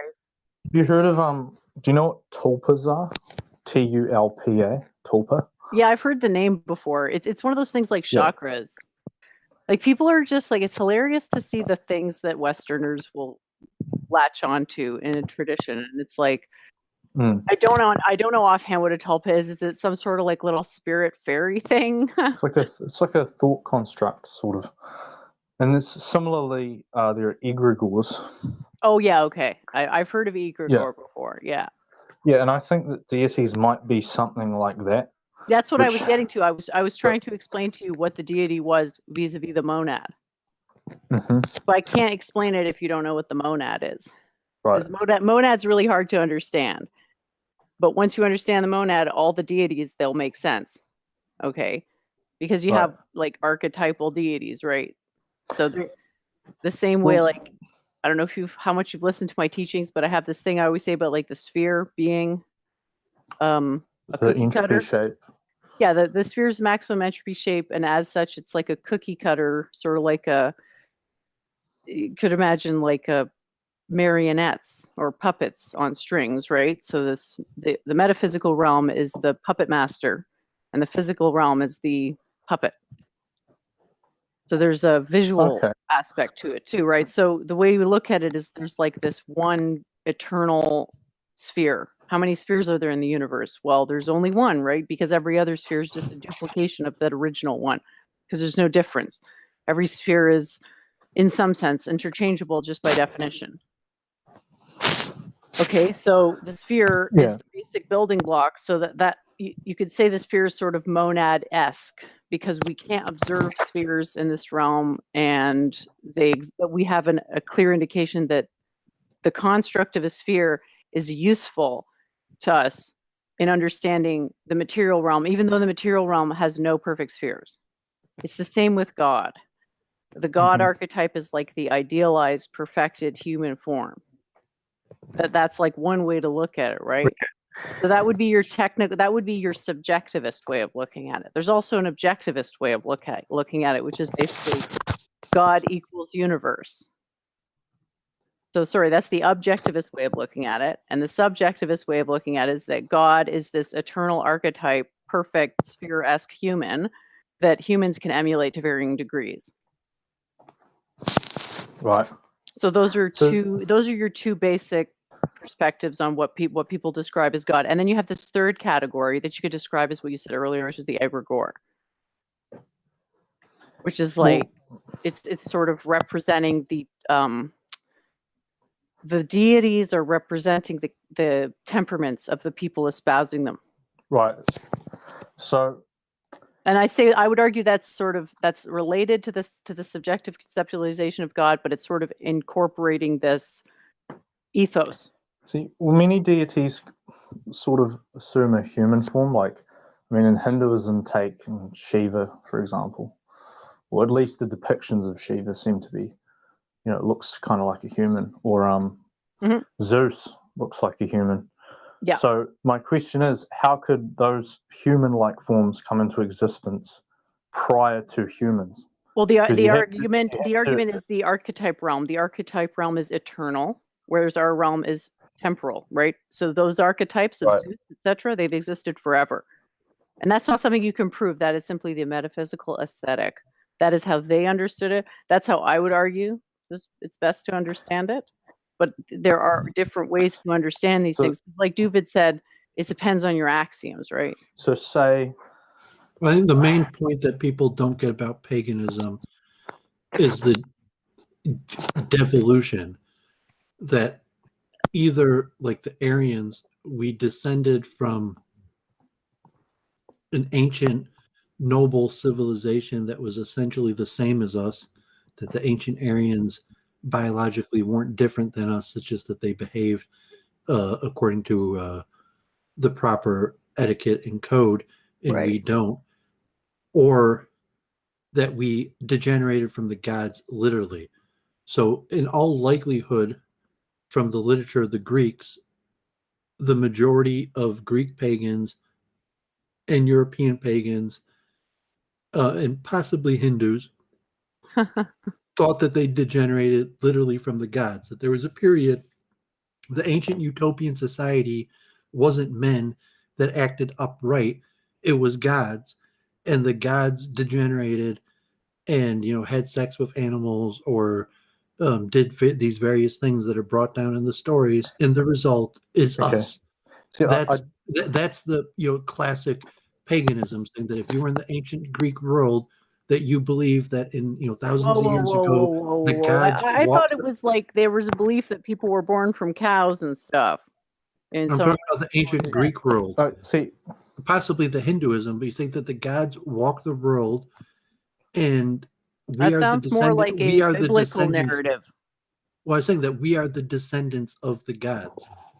That the pagan origin myth is that we descend from the gods, and the origin stories of humanity is some action that the gods did, and the gods that we worship are in some ways at the same time as gods also our ancestors. And so like Dayananda Saraswati's interpretation of Hinduism is rejecting that branch of Hinduism that's saying, like, no, the gods are real. And I spoke to many Hindus, and you say, like, no, I mean, the god walked the earth and then at some point sat and became the deity, but it is not a man-made deity. It That's is like factually... saying are spheres man-made? Of course not. But is it foolish to deny that spheres exist? Of course it is, even though they're unobservable. It's foolish to deny that they exist. It's the same with God. If you want to take the rationalistic approach, you say, no, the pagans were always rationalists. I never said no, that. the pagans were not rationalists, and they believed that the gods were real and that we descended from the gods. I'm going to need a citation on that one, I'm afraid. Because, I mean, giants and people living for 500-600 years, that's biblical narratives, not Hinduism. So I don't know if you accept evolution, but I mean, you don't have to believe the full thing. I mean, I believe in quantum evolution because that actually makes the predictions, whereas Darwinistic evolution does not make the predictions. Right. Well, actually, Alfred Russel Wallace discovered natural selection, not Darwin. Oh yeah, yet another shock of misattribution. Excuse me. What is known as Darwinistic evolution? But anyway, evolution via mutation is not how it works. Well, let's just say, for an argument's sake, that would be macroevolution. Macroevolution is the big changes. Yeah. So let's say, for an argument's sake, that macroevolution is more or less real. True. Yeah. Well, no one. I don't think I'm not contesting that. It's more, how did it happen? It's not so much what happened as how. that's being contested. Okay, well, let's take that. So, how could a being like Zeus come into existence in any way prior to the evolution of humans? Zeus always Because- existed. Okay, Yeah, Zeus always existed. but humans, like human form, didn't exist. That's what at I'm that saying. time. Though. Evolution is a anti-theocratic argument. It is anti-religious to believe in evolution for the Mhm. exact reason you're talking about right here, because it doesn't have an answer for metaphysical archetypes. Because if it's true, then that means that humans created deities, and the only way that would have been possible is tulpas or egregores, probably. Ultimately, if you're trying to answer that question Full from the constructs. perspective, if you're trying to answer that perspective from the point of view of a quote base centrist, you can't, because those assertions are outside of what we can assert to be true, because we can't go past our own sense experience. The only way we can go to the next logical step is to say, well, we compare the beliefs and we look at the result. And that's what science dictates. That's what a black box approach is. So you look at the beliefs themselves, you look at a pathology of results, and you say, well, I actually want these results over here. I don't want these results over here. And try to figure out what is it in the beliefs that precipitated the thing you didn't want.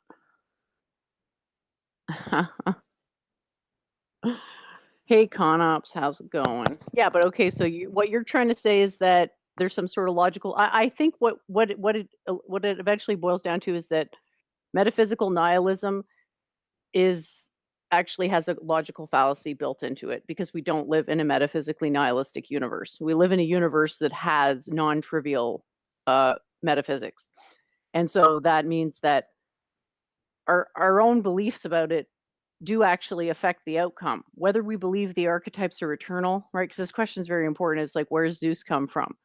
Well, your standard belief is that he always existed and that mankind discovered him, and that there may have been great men who would have been recognized as Zeus-like because they were embodying those attributes like the eternal archetype of Zeus most accurately. So it's like the sphere, right? It's like nothing can be a sphere, but stuff can be really close to a sphere, and it's the same with humans. It's like no one can be perfect, but you can be really close to it. That's the general argument. I'm not saying I agree with that argument, but that's the basic argument. But that still requires divine archetypes, aka eternal archetypes, which evolution does not allow for eternal archetypes. It leaves no language to describe universal archetypes. Do you accept deities of other religions? Or do you think they're equally as real or as true as, like, say, the Hindu deities? Well, I think the impersonal God. Would you think they're like the impersonal God is real, and then the personal gods are real in a subjective sense. So, like, say the Aztecs, like, was that their version of this, like their own version of the same? I think I would constructs, I would not say that every culture venerates the same gods, but I would say that there's a human inclination towards religiosity, and it's for obvious reasons, right? Like cohesion, actually having answers. Like if you're gonna actually be honest, you're gonna get to a point where you are sort of stumped, because it's like, yeah, how do I go about answering this incredibly complicated question? Like it's very, you can see the appeal of just a quick answer, and why the quick answers people cling to the quick answers. It's like not, you don't, yeah, to get the right answer is not quick. Yeah. But the way that we understand things is always mnemonic devices, right? So to understand, like, God is God real? Well, it depends what your definition of God is, right? Like the subjective God has effects, right? Because a person who worships Krishna, over time, their behavior will become more like the Krishna personality, which is the point of being a Krishna devotee, or one of the points, is to make your personality better through learning through his example. And it is possible to do that. So in that sense, is it real? Well, if it has real effects, is it real? you're in a domain that's beyond. It's like meta real, right? It's like people can believe things that are beyond the domain of what could be established as true and false, but it still has real effects, and those real effects matter beyond the truth, if it even is possible to know such a thing of an assertion. You want to put up those other slides on the telekey? Sure. And maybe it'd be interesting for Marshall also. So I was mentioning the word for this week in telekey. So if Jennifer has the one slide that will show the Greek origins of how the word comes together, I'll mention it's an important word because Aristotle, Plato, Leibniz, a lot of people use the word as a theological concept that I'll read a little bit from Leibniz. But let's see if Jennifer could get up the... You want me to bring up the one you sent me specifically about him and his philosophy? No, I'll read from that one. Put up the one that was just the PDF that had just the description of Entelechy, and then maybe I had the one from It's not Wikipedia. a PDF, it's Britannica.com. Yeah, I'll read from that one, but you don't need to put that one up. I'm not sure which one's a P. I don't know that I have a PDF. I attached a picture on Facebook. I sent the picture to you. That picture was a PDF? No, I'm sorry. It was a JPEG probably. Or you want me to grab the JPEG? Yeah, it was on Facebook, and it had the Greek origins of the word and like a little thing. It's going to take me a minute to grab that one. And then I thought I had a Wikipedia one also, but so let me read from Leibniz and where he uses this word intelligence. Yeah, you had potentiality and actuality on Wikipedia. Yeah, so the entelechy is part of the Aristotelian physics, and it's a deep concept in Greek philosophy, and Leibniz revives the concept. So here we got panorganicism and idealism.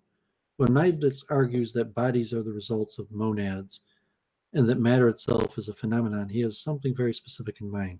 First, in Leibniz's system, there is a special kind of order in the natural world corresponding to a hierarchy of monads. Consider first a well-known comment that Leibniz makes to De Volder, introducing a five-fold ontological scheme. I distinguish 1. The primitive entelechy, or soul, the matter, 2, the matter, namely the primitive primary matter or primary passive power, 3, the monad made of these two things, 4, the mass or secondary matter or the organic machine in which innumerable subordinate monads come together, and 5, the animal, that is the corporeal substance, which the dominating monads make into one machine. One of the points Leibniz is making here is that the animal there is a dominant monad that bears a special relation to all the monads subordinate to it that make the organic machine of that animal. But ultimately, the picture is even more complex than this, for each of the subordinate monads can be considered as having an organic machine attached to it, and the relation continues on to the infinitely small. Thus, for example, Leibniz writes in Monadology, thus we see each living body has a dominant entelechy, which in the animal is the soul, but the limbs of this living body are full of other living beings, plants, animals, each of which has its entelechy or its dominant soul. So this is how Leibniz uses the word entelechy. So you see Jennifer has up, just this diagram I found. If you look at the three words here, en, telos, keen. I'm sorry, it was so horrible. It was so unaesthetic. I just couldn't even look at it. I was like, I just scroll past it. It's the most high entropy image I've ever seen. Did you want to read from that? You want to No, do the I don't. English? I would not like to read. Marshall, you want to read? I don't think he can see it because he's just on the meet. Aristotle says. Unless he's I have my PC as well. Oh, do you? Nice. What do you think of my stream? It's pretty cool, eh? Like your presentation. Yeah. Yeah, I think it looks good. The periodic table and the fonts and the graphics looks good. Thanks. Okay, can we finish with the word of the week? Do you want to read Sure, this? yeah. Or I got to read this. Sorry about that. Go ahead. Okay, entelechy. Aristotle says it's the life force pushima you to actualize, pushing you to actualize. Aristotle says it's the life force pushing you to actualize. Philosophy in one sentence, Abraham Maslow's what one can be, one must be. The need to self-actualize is as real as our need to breathe. 2,500 years early, Aristotle called that force that driving us to actualize entelechy.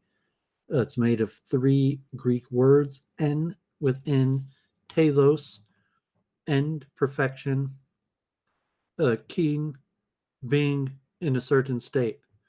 So if to be moving towards perfection, to be interpreted just as the Greek straight definition of the word entelechy is the path towards perfection. The acorn becomes an oak by means of automating growth, but a man or woman becomes fully human only by his or her choices and his or her commitment to them. These decisions require courage. What is this force of entelechy pushing you to become? So just a little, concept. I thought it was an important concept. Can't you just hear Gandalf's voice when you read that? Well, if he was more educated, probably. But burn. even Marshall. I'm saying this is Aristotle. This is simple stuff. This is Greek. But it's an interesting concept. It's a bit confusing. I think it's a bit confusing, honestly. Because it's a cosmological term, and it's meant to be confusing. Because Plato. I mean, Aristotle's basic argument of form determines function.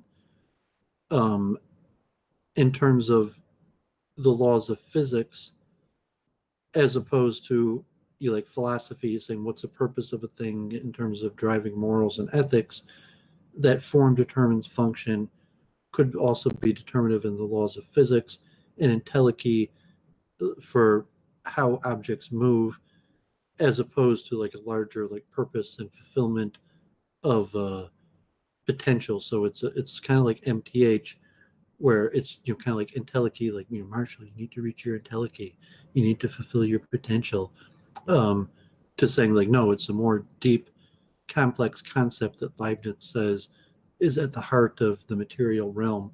It's like the consciousness or spirit in possibly all inanimate objects also that have some sort of will or perception, as Leibniz puts it, that the objects have a perception that is the essential reality to it, and possibly counter to Dayananda Saraswati's insistence that the material realm actually exists, that Leibniz could be I don't remember ever saying the material realm doesn't exist.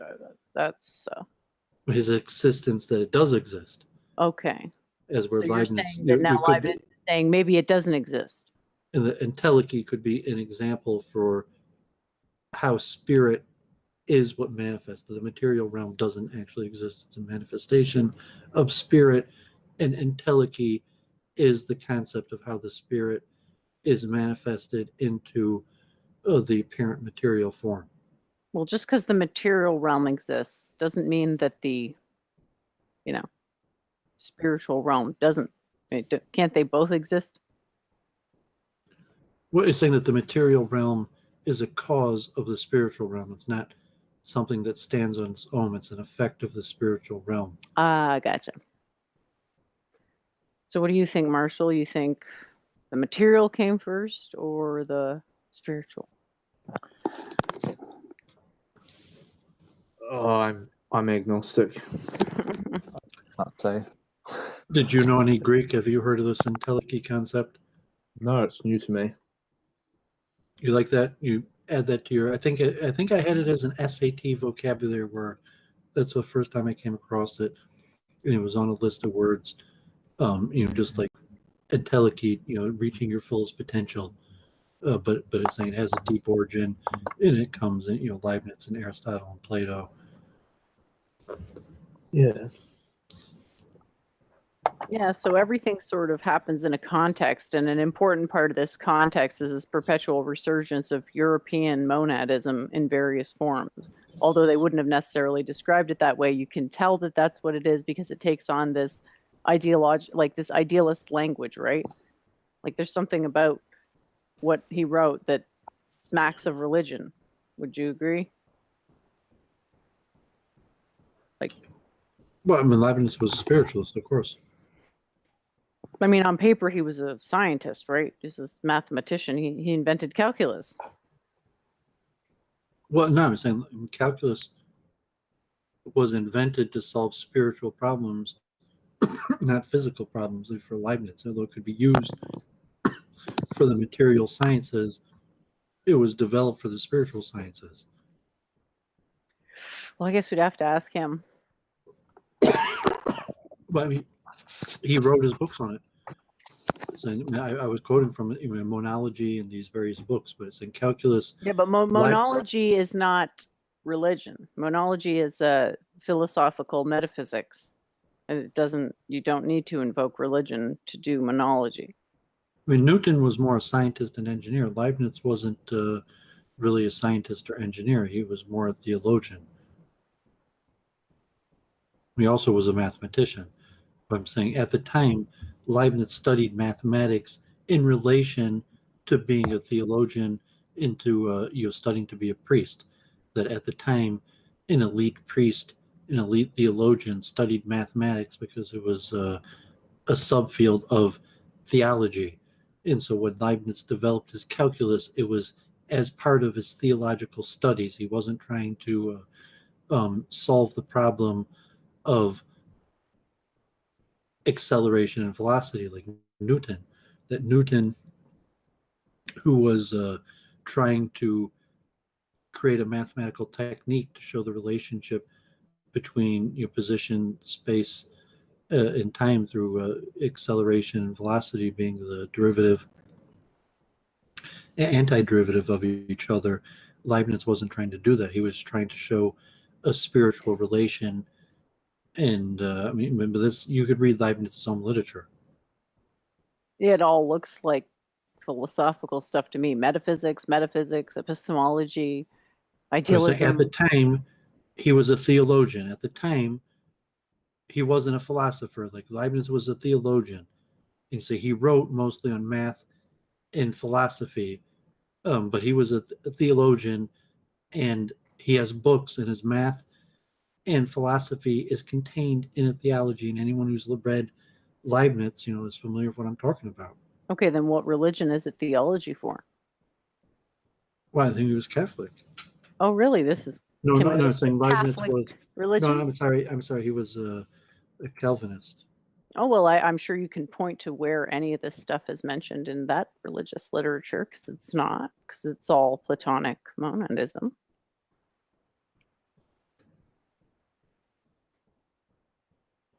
I mean, we're sort of bending the edge of, reasonability as regards to definitions here. Well, I mean, you could look up Leibniz's bio, saying that like Leibniz was a theologian. Leibniz's calculus is related to his understanding of metaphysics. Is metaphysics theology, though?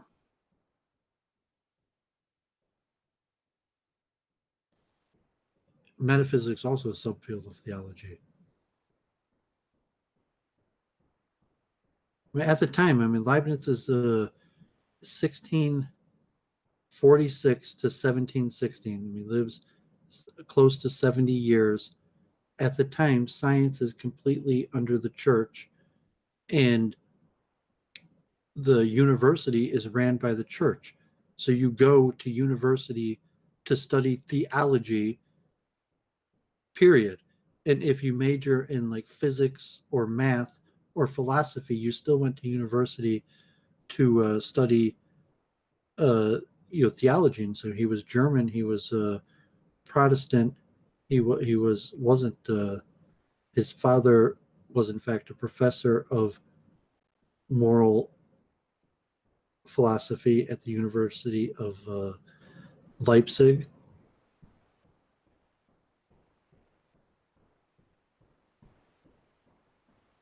And but I mean, it is what it is. I mean, he was a famous theologian and also the developer of the calculus. But he wasn't really an engineer. He wasn't developing calculus in order to solve physics. He was developing calculus in order to solve theological problems.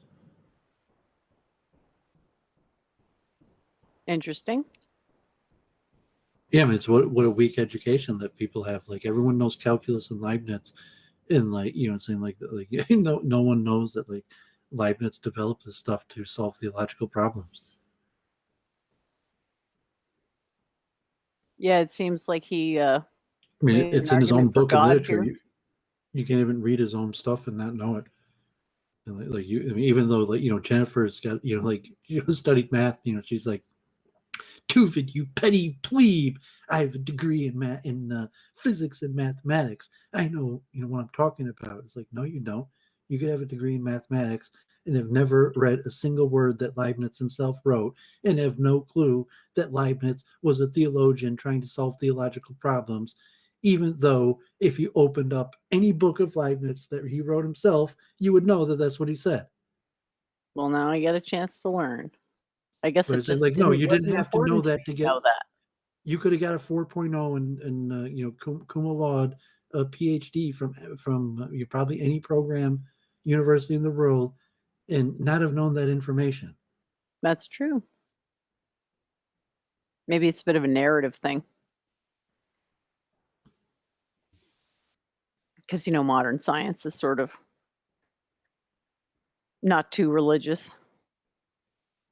Sort of anti-religious, if anything. So, yeah. If you want to try What do you want me to go to intellectually to next? try to rebuild up this concept that Aristotle or Plato or Leibniz had, saying for the anachronising, not to like for you to assess how right or wrong they were, but just to try to understand the concept for how they understood the world. It's interesting. Interesting. I was someone who's you struggled with. Did you make a clip of my professor, the Professor Chupp? I just have it queued up to go right at 20 minutes. I think. Did you want to play that now? It looks like maybe it got closed.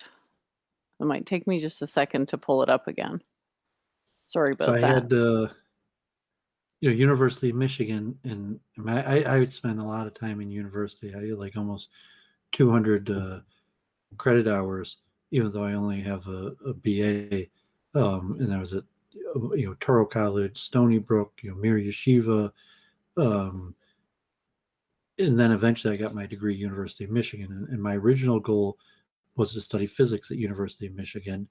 And I took my first like 300 level course, which at University of Michigan combined waves, thermodynamics, and relativity.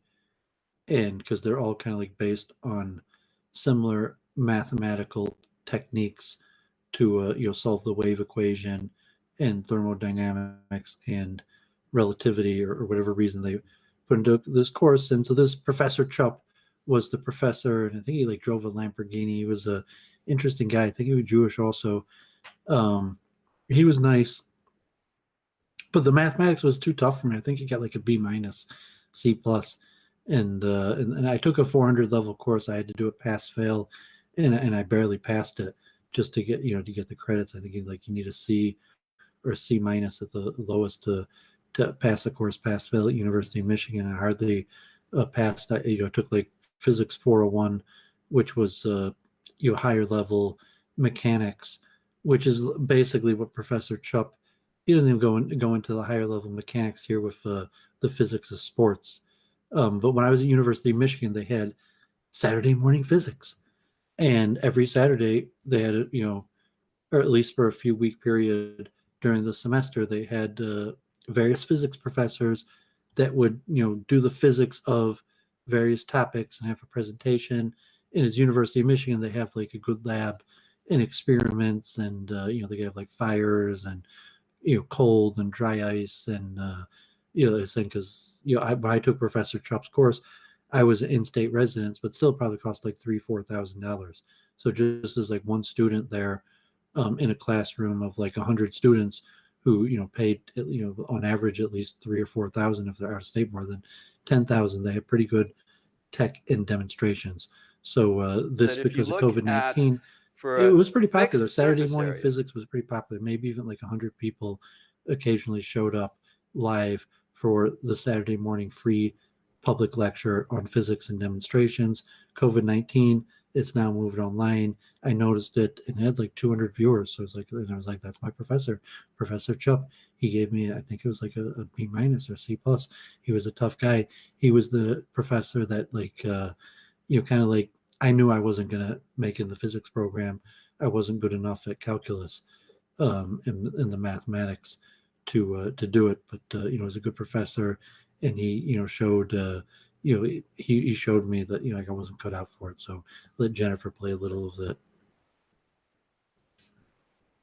With some choice of a linear dimension, like an edge or the radius of a sphere, for a fixed surface area, which a basketball basically has by virtue of its structure, okay, by virtue of the 4 layers that we showed you, but mostly in this case, the outer layer, the surface area is fixed, and any change in the volume from the spherical shape would reduce the volume. Reducing the volume of the air in the basketball, when we press on the basketball, for example, will reduce the volume of the air, and the air will respond. And that is a major part, but not all, of what goes into the bounce of a basketball. So let's take a look at another video.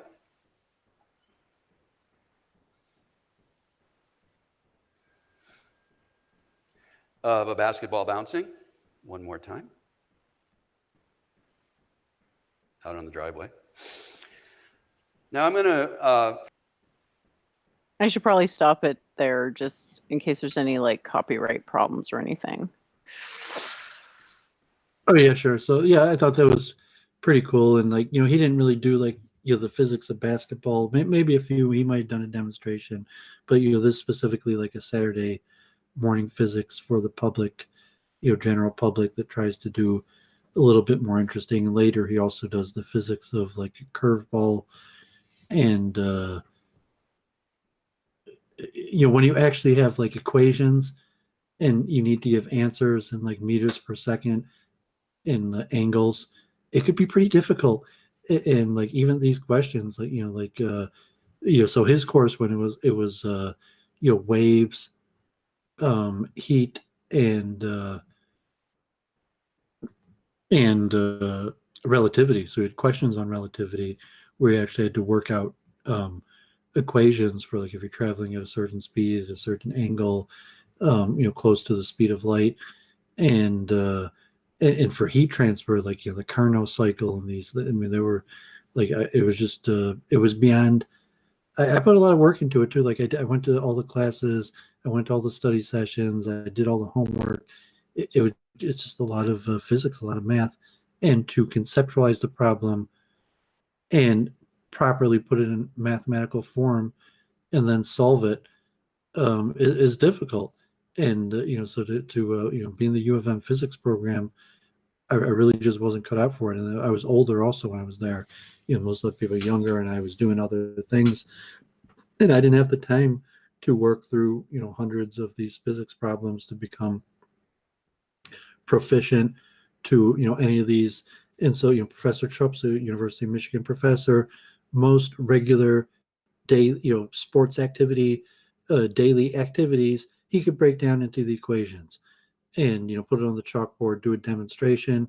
And like I'm supposed to be an engineer, and saying to a certain respect, you're saying like the 3D printing. I think Jennifer saying like, no, like I'm an engineer, I had an idea, I made the calculations, and now here's my device and it works.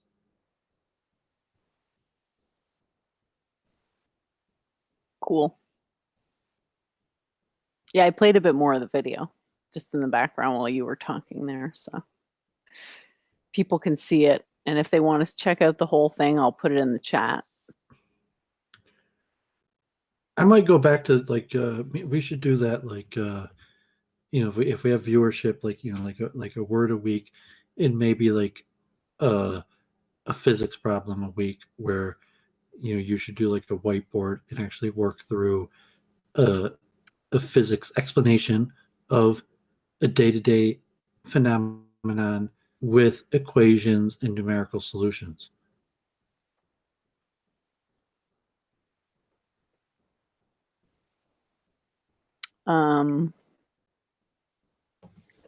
Hadn't thought of doing that.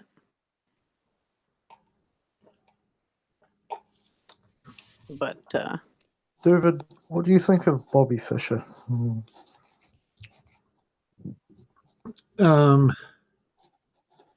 He was a blue-eyed man. Like it's an interesting factor to put into it. I like Fisher. I could see in a world like Fisher would have repented, or you know, came out as like a rabbi. And honestly, even though Fisher comes out as an anti-Semite, I more look at him as a failed messianic figure. Like because in my eyes, Fisher is he was a messianic figure, and then when he comes out later, it's like the failed messianic figure, and that's how he should be understood as kind of like a failed messiah. Interesting take. And obviously, I'm a chess player. What do you think? Yeah, that's why I asked. What do you think the eye color has to do with it? How does that? We were discussing that the last few weeks about eugenics. Is that what does it mean to be a Jew? And did he honestly question? Where it's like, okay, like he probably was, like 90 some high 90% Ashkenazic Jewish. All the evidence was that he was Ashkenazic Jewish from all sides of his ancestry. And so if there, was a 23andMe, I don't know if it was done, he would probably come out like my mother, 99 some percent Ashkenazic Jew. However, he had light features. And from a pure identity level, they say Jews are Middle Eastern people. And so if you have a Jew who has, blonde hair and blue eyes, that's not necessarily what you expect to be representative of a Middle Eastern person. So when Bobby Fischer, says like, he was a Jew, did he, say like, no, I don't think I'm a Jew? I mean, the evidence is that he probably had a bar mitzvah, although he rejects that he did and denies it. But the new research or whatever shows the pictures, I think that he actually did have a bar mitzvah. But at some point, if he looked in the mirror and he saw blue eyes, he didn't see a Jew. Maybe the blue eyes are irrelevant to it. But saying like, okay, Bobby Fischer had brown eyes, would he have been more likely to look in the mirror and see a Jew? And the fact that he looked in the mirror and he saw his blue eyes, that he was, I'm probably not a Jew. The Rebbe had blue eyes. Well, the Rebbe also. Yeah. I mean, see, a lot of Jews basically look Eastern European. Yeah, so I think it's significant that Bobby Fischer, he was a blue-eyed man. It's significant that he's a Jew, but it's also significant he's a blue-eyed Jew. I don't think that's that uncommon from what I've seen, considering all the miscegenation. I think if you were to take a like time machine, 25% of Ashkenazic Jews are blue-eyed. I would have thought it would have been higher. I think if you took a time machine back to the Levant, it certainly would have been like lower frequency then. Yeah, so the different understanding. Let's say currently, 20-25% of Ashkenazic Jews have blue eyes. There's different understandings for how that came to be, the origins of it. Say it's possible that in ancient Israel, 1% of your Jews had blue eyes, and it's that 1% of ancient Israelite that had blue eyes that just became more dominant and more populous, or the more likely that it's a mixture of European blood. So if you're culturally, so Bobby Fish's mother was a Jew, his father was a Jew, we're saying he's an Ashkenazic Jew, and the fact that he was Ashkenazic Jew means that from some origin he's majority 60, over 50% European blooded. Yeah. The blue eyes thing is not really well understood by secular evolutionists either, because they claim that there is a single blue-eyed ancestor. That's simply false. It's pretty nonsensical, but that's what they believe. Well, and just identity, you said like less, like Jennifer, that hopefully we'll get back to root and branch, but it's like he doesn't even look Jewish. Is saying, well, did Bobby Fischer, if he looked in the mirror and he's like, I don't really even look Jewish, did that have an influence on his thinking? Or he's saying, no, that Bobby Fischer looks Jewish, that you look at Bobby Fischer, he prototypically looks Jewish. He's like, no, Bobby Fischer isn't prototypically Jewish looking. He was saying he's a Jew. Everyone knows he's a Jew because, like, we know his bio, we know who his parents are, but he's not prototypically Jewish looking. Yeah, I'd have to look him up. I mean, you could put up an image of him. Like, I'm sure that you don't need a copyright for a picture of Bobby Fischer. Yeah, exactly. I'll look him up because I can't picture him offhand.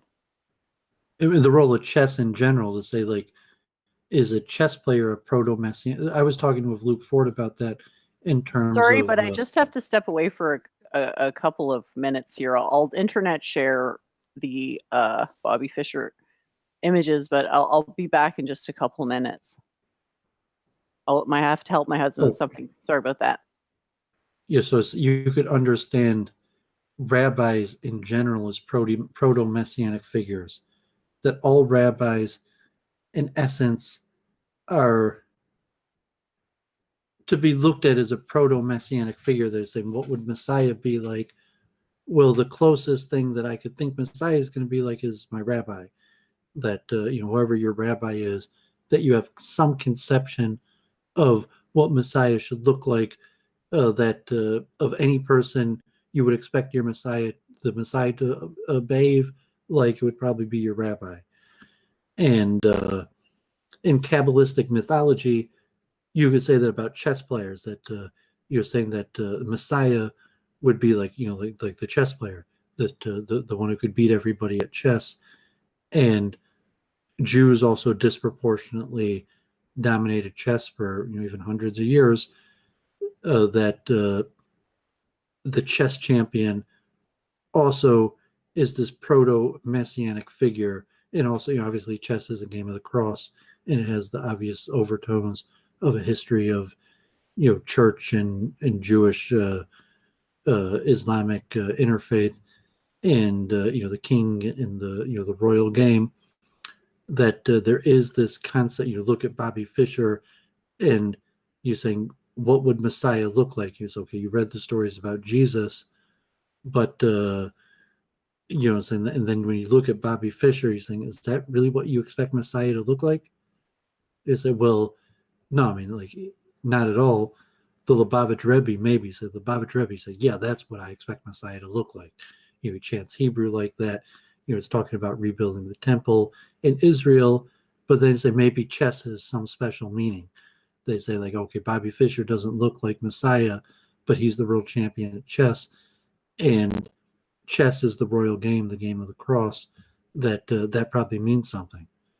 I mean, what I mean, do you know? Have you looked in much to Fischer or chess in general? I like him. Chess is fun. I don't. Yeah, I'm by no means very well read about it. But I don't. You don't have a deep theology of Natural precocity for it. Like, I'm not. I guess I'm not bad. I'm not very good.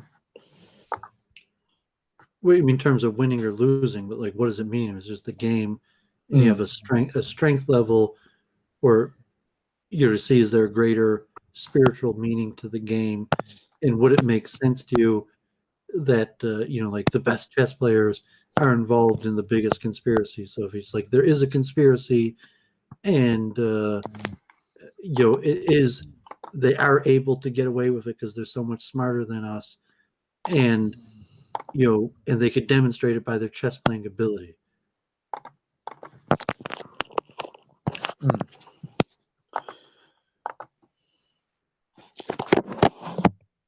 We got some serious background noise going on. I don't know what you got going on there. Yeah, hence why I've been muting off and on. I linked in the chat 2 pieces. If people are interested in authorship of the Tanakh, that's what we were discussing earlier. So what's up with Norvin? I haven't heard from Norvin. I remember, I guess, God forbid, he got doxxed like maybe even over a year ago, and we covered that on Week in Review. Are you really saying God forbid? And talking about Norvin. That's the last I heard. That's the last I heard from him.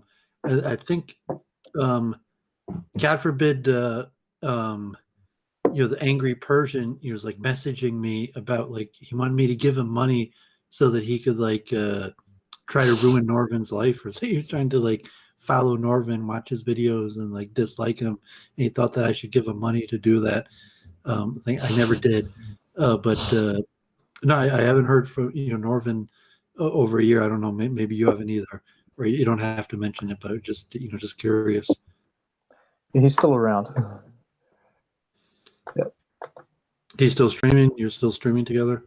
Yeah. Alternative platforms. Hey guys, I'm back. Sorry about that. Hope I didn't miss too much. You migrated to alternative platforms. I guess his doxing didn't destroy his life. He was able to keep on going forward even post doxing. I don't think he has much to lose, to be honest. Well, whatever the case is, I'm saying that the doxing didn't. He still moved forward even post doxing. Yeah.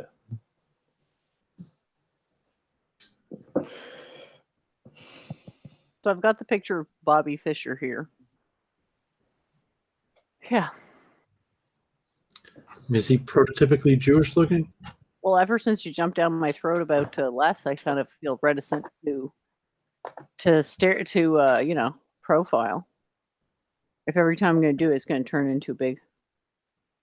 Well, it's a difficult question. What does it mean to look Jewish? You could argue various things, but I just feel like it's not even worth it because it's just going to turn into, like, I don't want to turn it into some big conflict thing.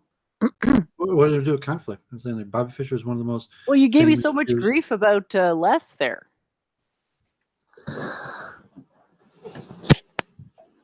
Well, yeah, I'm saying if you you had a bad pattern. But his eyes, I have to say, from this picture, they don't look blue. I could be wrong. Look, I mean, he didn't have like shiny, bright, like Aryan blue eyes. But if you look, like, Bobby Fischer was a blue-eyed man. I mean, he might not have had, like, he didn't have the bluest eye, but I mean, he's still an Ashkenazic Jew. But you could see different pictures more clearly. I mean, like, he definitely was a blue-eyed man. Okay. Because I'm looking at these ones here, and this guy all has brown eyes. Well, I mean, saying archetype Ashkenazic Jew, as if you say, like, 25% of Ashkenazic Jews have blue eyes, then you say, like, I mean, he's archetypically Ashkenazic Jewish looking. But the blue eyes is not a distinguishing feature of Jews. Well, it is, because I'm saying that it's not, though. To be a distinguishing feature, it would have to be higher in Jews than any other population, and I wouldn't argue that that's a fact. Well, it's not the distinguishing feature of Jews, but it's a distinguishing element of the Jewish people that there's a reasonably high proportion of blue-eyed people among us, because it's unexpected even to you that your original pattern wouldn't have thought that way, where you think, like, that there would be, just a random Jew, there'd be 1 out of 4 chance that they have blue eyes. And you might have thought like, no, there's probably only 1 out of 10, 1 out of 20 chance. But at the end of the day, like, no, I mean, that's the percent.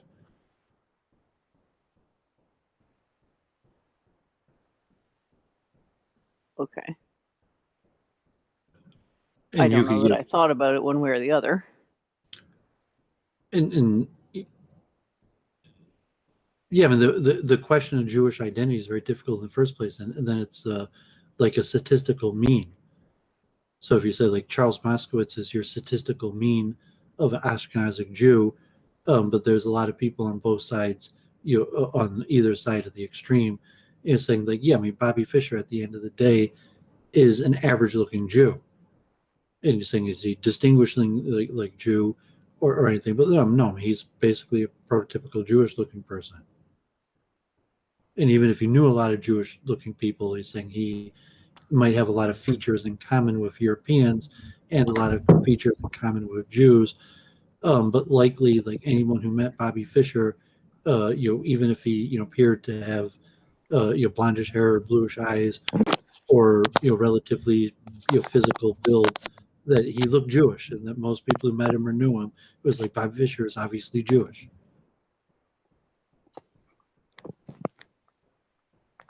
Maybe there's more to it than just pure looks.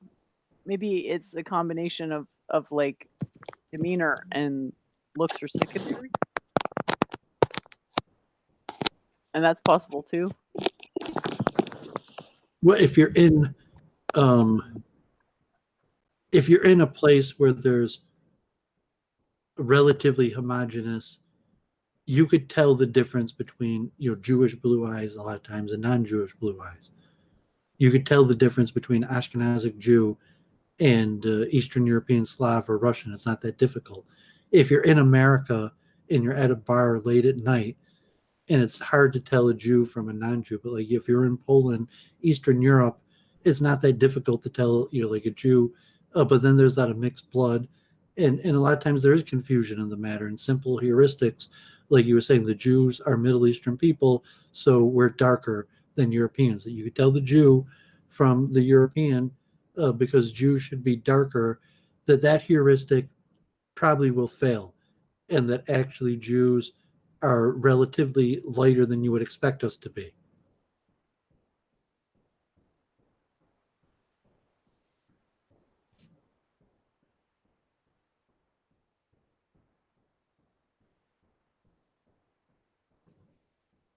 So Sorry about that. I should have to step away for 2 seconds. Sorry about that.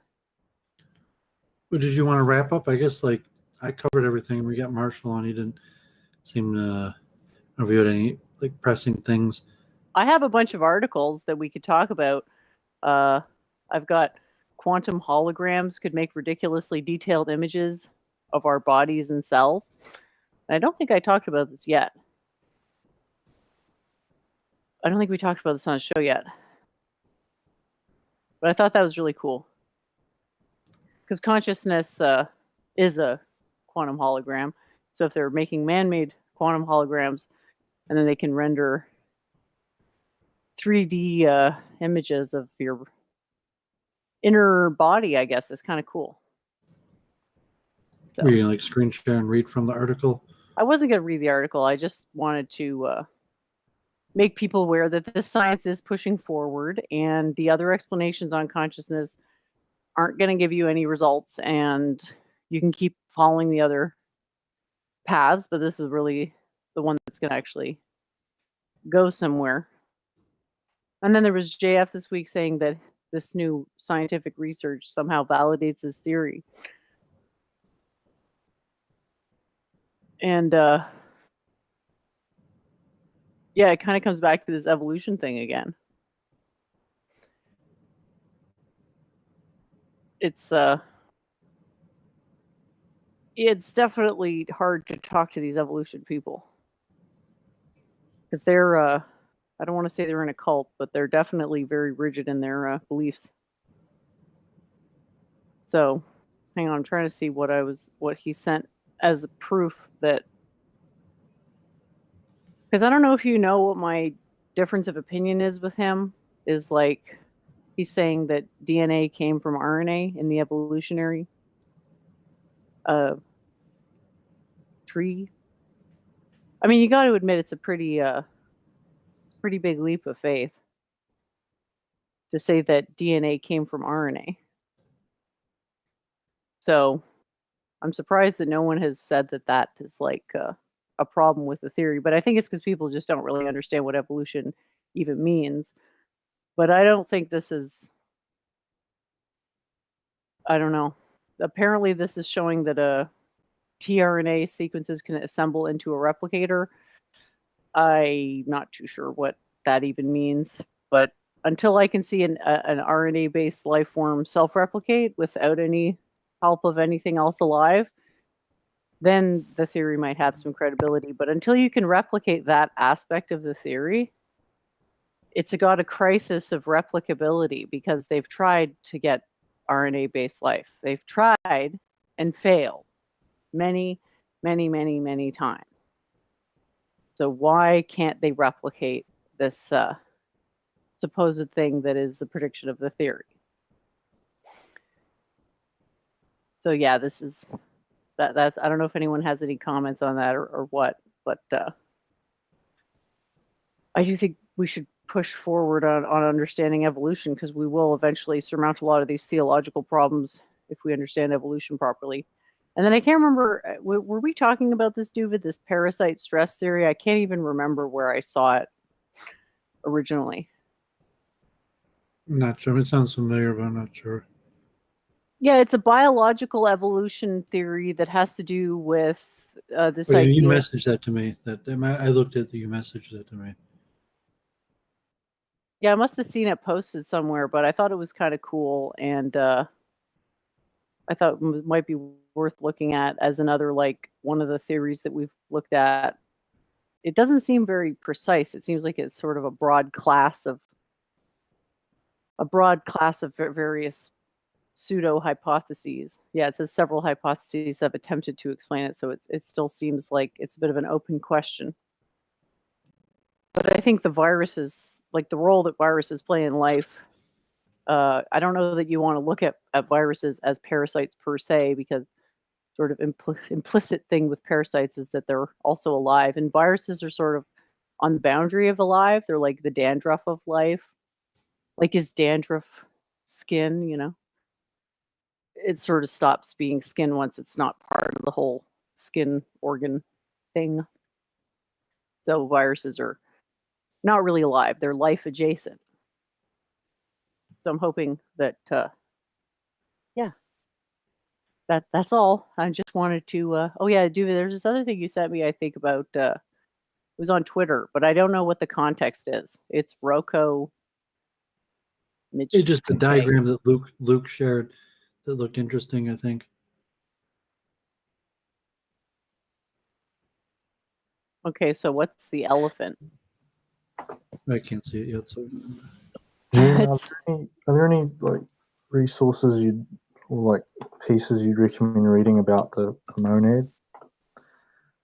oh yeah, this looks like an MTH type thing. Luke shared this, and I saw that. I don't know the context, but the idea about possibilities and choice, in the past, that'll show that you had a series of choices but took one path, and for the future that it's the beginning of the tree. So what's the elephant? It's not clear to me. Is the elephant I don't know. brain? Is the I don't know neural the network? treated or the relation. I just saw the diagram. I thought it was nice. Oh, okay, cool.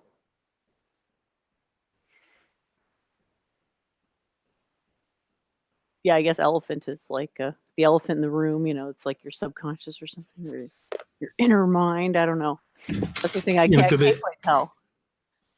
Like elephant in the room would be his own, blatant thing that everyone else could see that he can't see. Ah, okay.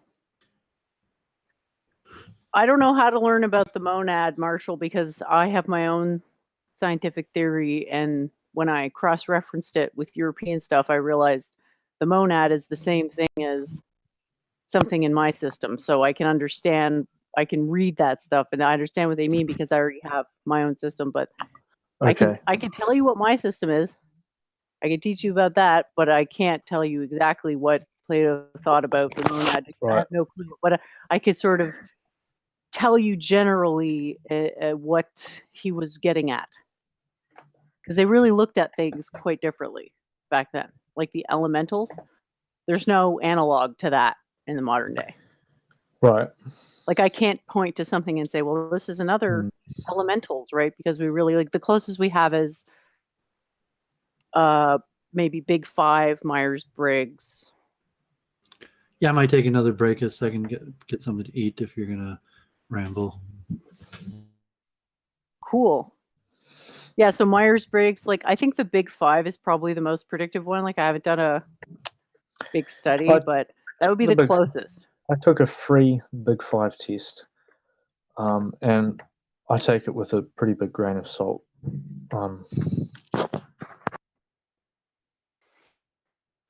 But the idea of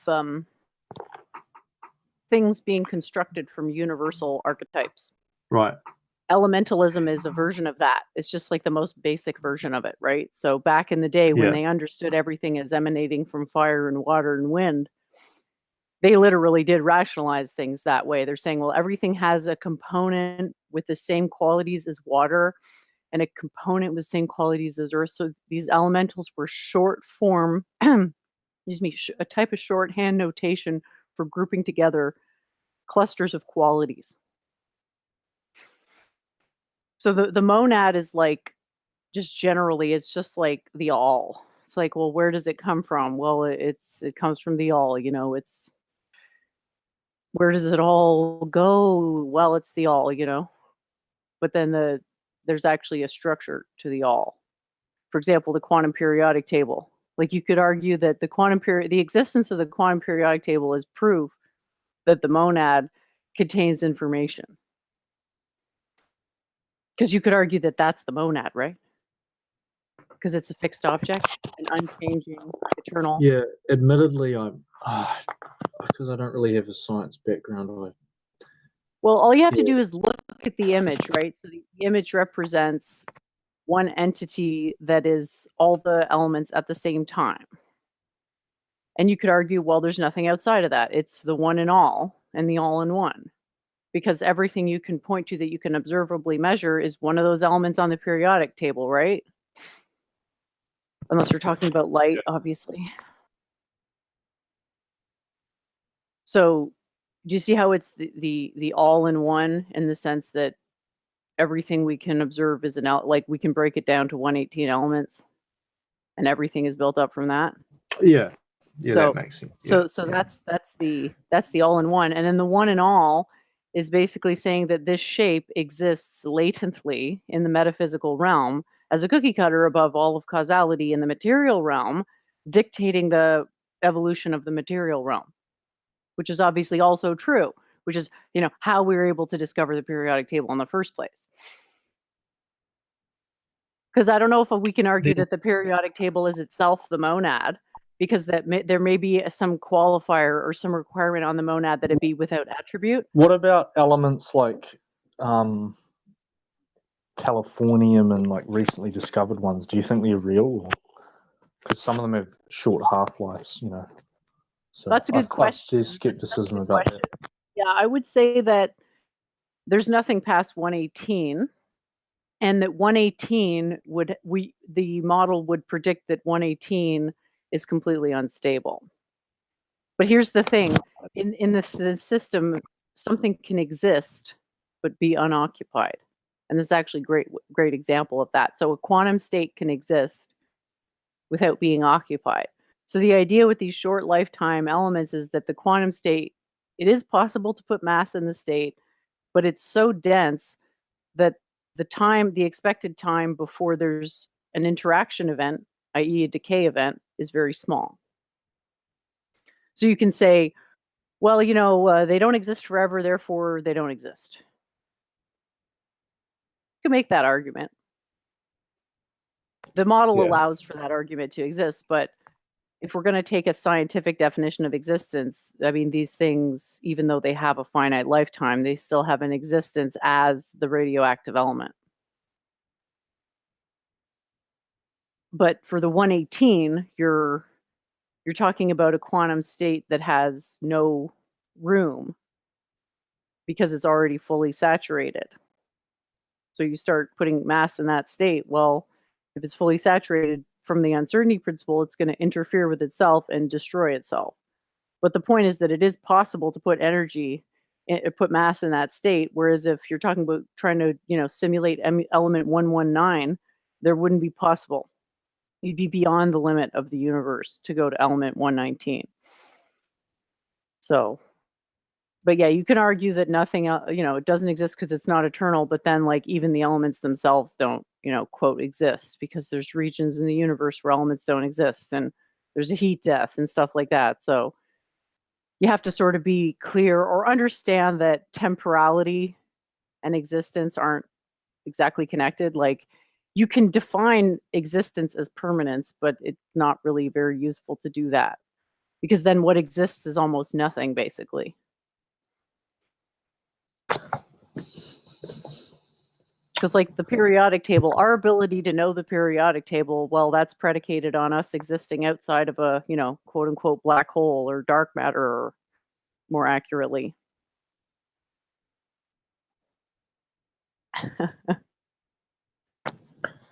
Yeah, I don't know if what you're doing, I don't know if you'd call it revisionism, but I think we do need more science revisionism, for want of a better word, because so much of it's concentrated Well, on history. revisionism's built into science. That's the power of science.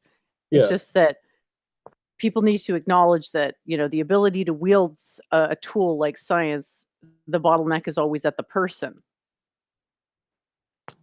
So yeah, it's like scientifically, yeah, I do have to sort of preface what I'm saying. Like, I'm fairly confident that my system, if I call that a monad, it'll make the same predictions as the standard Platonic monad, which I feel is like a way to help people understand things better. But it's definitely retconning, and I would argue, they did not understand things as well as I did. They couldn't have. Like, I cannot be this good without the internet, Yeah, absolutely. There's simply no comparison, right? Like, I've got what people have been doing for however long they've been doing it in science at my fingertips, if I so choose, right? So I can check stuff in a way, it's honestly kind of a miracle anybody figured anything out without the internet, in a way. Yeah, I think the internet was an absolute godsend. It makes it a lot easier to present truths succinctly. And truths are usually energetically easier to believe than untruths. So there's a tremendous amount of, you can do a lot. If you know how to package it right, you can promote a lot of good information. And you also understand things really well, but you also sort of get this like paralysis of a deluge of information. And so you have to like step back and be like, just realize that all information goes through a human filter, usually multiple human filters. So it's kind of you that has to decide before you start learning who is going to be your teacher, which is sort of a tough thing to think about. It's like, it's not really the Western tradition to seek out a teacher, but that's what I do. If I want to learn something, like, I'll find the person who already knows it the best. Yeah, I did have a mentor a few years ago. Did that work out good? Yeah, very good. And he, yeah, that's cool. He largely got me to where I am now in terms of skepticism. And yeah. Yeah, so I mean, if you want to get deeper answers, you have to find a mentor who's capable of answering them. And unfortunately, there's just not that many people who can answer those questions satisfactorily. Like, people can consult a book and quote the book, but it's like, that's not compelling, because you want someone who can actually go through the logic step by step and make sure you understand it correctly. Mm-hmm. But I would say if you want to get a general taste of like how I do historical analysis, go to the Orphic hymns, okay? And don't read them, but just skim them and try to like think of it in terms of do you know what a word cloud is? No. Okay, well, a word cloud is where you take a document and then it renders it as a bunch of different sized words based on the frequency of usage in the document. So it's just like a bunch of juxtaposed words, and they're larger if they appear more times in the text. Anyway, it's really cool.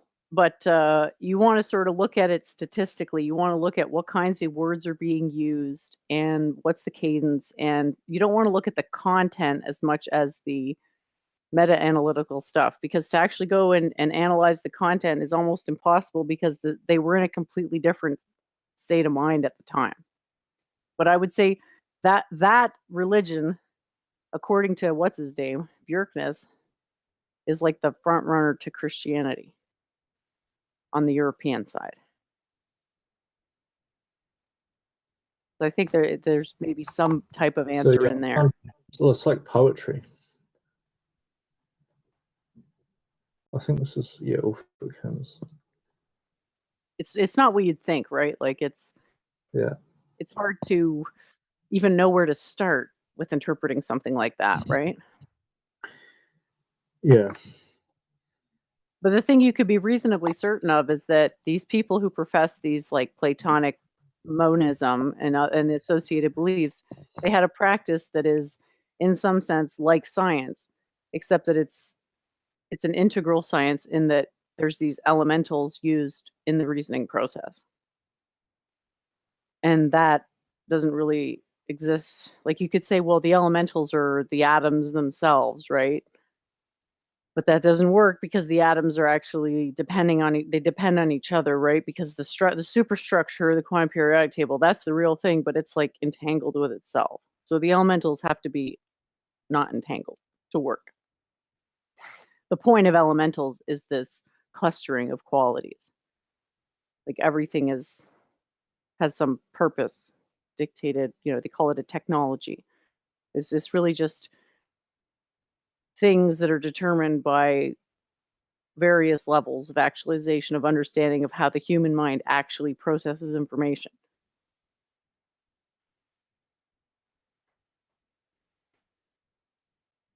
But yeah, like the monad type stuff, you can also see Aquinas and his arguments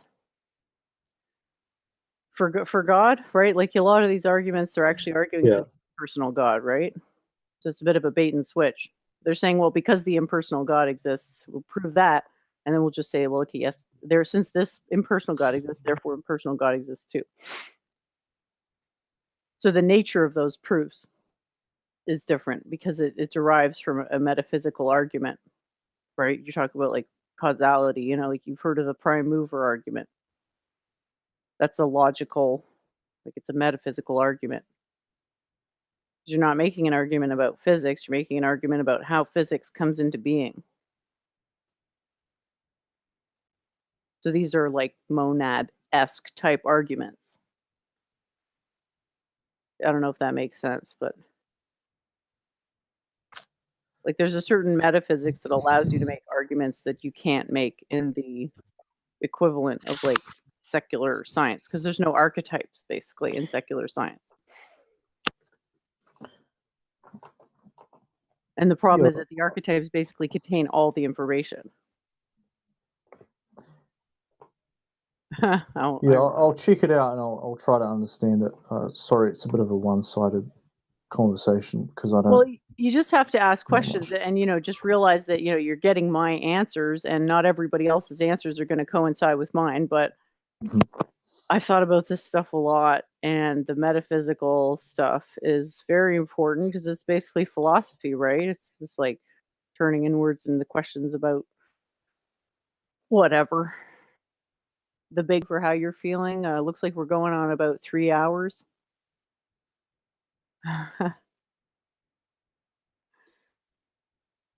Doovid, are you there? Yeah, I don't have so much more to discuss that we could, just wrap it up.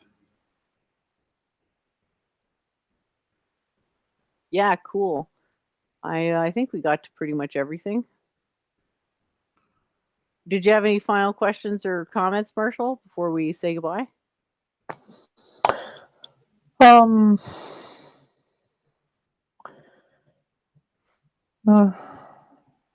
I could quote. Let me see if I've got any. It's a good quote. I love this one. It is easier to fool people than to convince them they have been fooled. Mark Twain. Yes, I love that one. That's probably one of the things that the more intelligent people have a hard time with. Because they're always like, they're drilling down on logic. They're like, why can't I just logically convince you that you're wrong? But he is right. That's a great quote. Any final words, Doovid? No,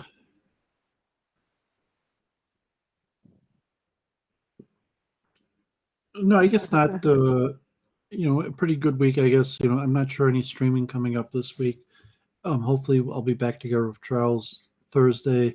Yeah, that would suck if you guys broke up because, it was so He entertaining. do what's best for himself, and so at the end of the day, if there's no value proposition in it for him, he'll have to move on.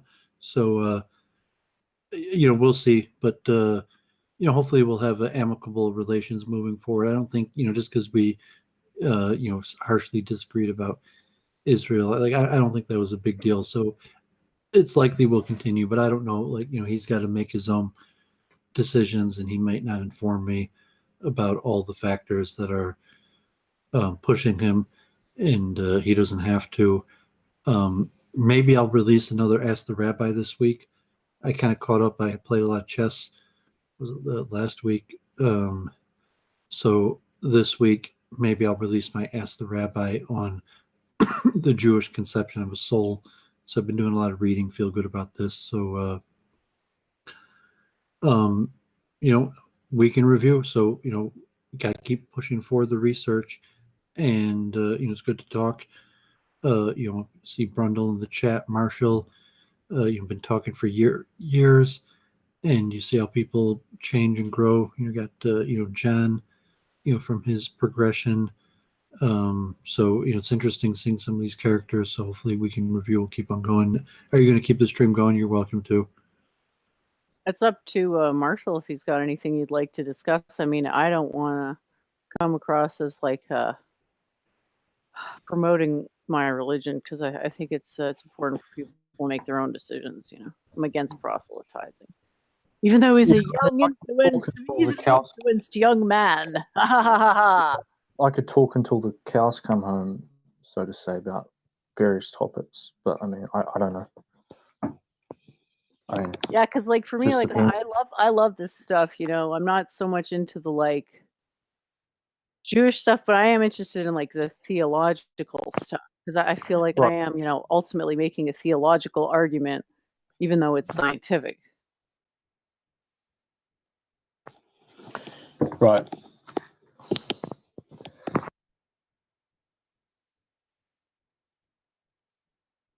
But you don't study science in school, right? I'll just throw the link in the chat because I see John is there, so he might want to come on. Year 13 or grade 13, chemistry and biology is as far as I went. But you weren't interested in it. Yeah. Not avid about it, but sure, yes, it's interesting. But not interested enough to study it in school or something. No.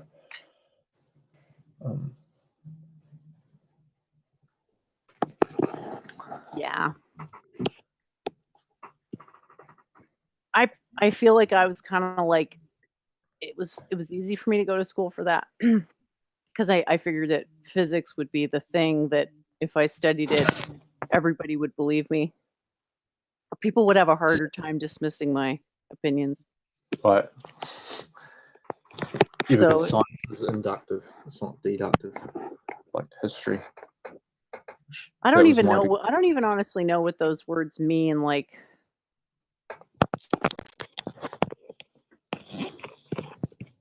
To me, for the those words don't methodology. really make a lot of sense. Fair enough. I think it's like, I don't know. I mean, I would say logic. I would say science, isn't it supposed to be deductive? Or aren't you inducing theories in science? Yeah, So you're making it, so the process of science is induction. But then the Yeah. mechanism, the process of figuring out theories is deduction, I think. So like I said, it's Yeah. basically flawed because it doesn't embrace archetypes, but there would have been no way to do that. Even in Platonic monadism, they couldn't have made the leap from that to what you recognize today as science. So Mark Smith wants to know if I love God. Of course I do. Doovid says he might come back if it drags on. So if we can trigger Doovid enough with what we say, he might plop back in and grace us with his Well, you were presence again. talking about universities, and I guess I could make a point about this, that my contention with the education system or the way universities are taught is how subjects are divided, departments are divided, and subjects are divided into modules. It's just division, division, division, division. And a lot of the departments don't like communicate with each other. So, like as I was saying earlier, I'm interested in the origins of like the Abrahamic religions. But there's so many disciplines that are useful in researching that, like history, archaeology, linguistics, theology, and so on. But the people in, say, the archaeology department don't communicate with the people in the history department and so on. They just like pigeonhole themselves. So, and like the whole academic climate, I just don't think it's very conducive to success for that reason. It has its strengths and weaknesses. Like you could argue that Christianity is why Europeans excelled in science, because they were so oppressed that they couldn't do their usual naked running around in a field pagan LARP. So that, joie de vivre became sort of boot stomped into scientific achievement, right? So was science good for Europe, or sorry, was Christianity good for Europe? It's like, well, it's sort of beyond good and bad. It's just sort of what happened. Right. Yeah, the idea that there's like a schism between religion and science, it's called the warfare thesis. Basically, yeah, when evolution was discovered in the mid 1800s, there was a bit of a schism that was generated. People were divided. But the thing is, like all throughout history, like the biggest supporter of science was the Catholic Church in Europe. I mean, even the word scientist was coined by a religious person. Well, if you're talking about someone, and all the Europeans did not discover science. No, so the scientific method has existed since antiquity. It just hasn't always been applied in the same way. But my point is that religion and science aren't really at odds, despite what that narrative that's pushed. Well, sure. I mean, that's like that's been that way for quite a while. Yeah, there's a book called something like Galileo Goes to Jail and Other Myths by Ronald Numbers. It's like it's like a collection of essays, and it goes through like how the science religion supported science, and there was really no the divisions kind of contrived, because I mean on the back end of the discovery of evolution, a lot of the theists just said that simply that God acted through natural selection, and that way they reconciled their beliefs. So there were also cover-ups, because they were like, oh my God, I can't believe the animals would be so mean. yeah, most Christians are evolutionists, and most evolutionists are Christians or theist or whatever. Same in the Muslim world. I don't know. I'm not well versed about Hindus, but I assume that it's similar. They tend to reject the Occidental notions of evolution. I think it's because they have their own version of evolution that's superior. There's a lot of Right. noise on the line. I'm not sure if it's like a headset or something. There's a lot of clicking on the line. But yeah, I mean, I'm not sure what you're saying. You're saying that Christians adopted this evolution idea, or they brought it forth, or what are you saying exactly? Well, my point is simply that science and religion are not like in conflict. That's a myth. Well, some religions are guided by science and to varying degrees. Science is just a Yeah, method. the historical facts show that there was not really a schism, despite all the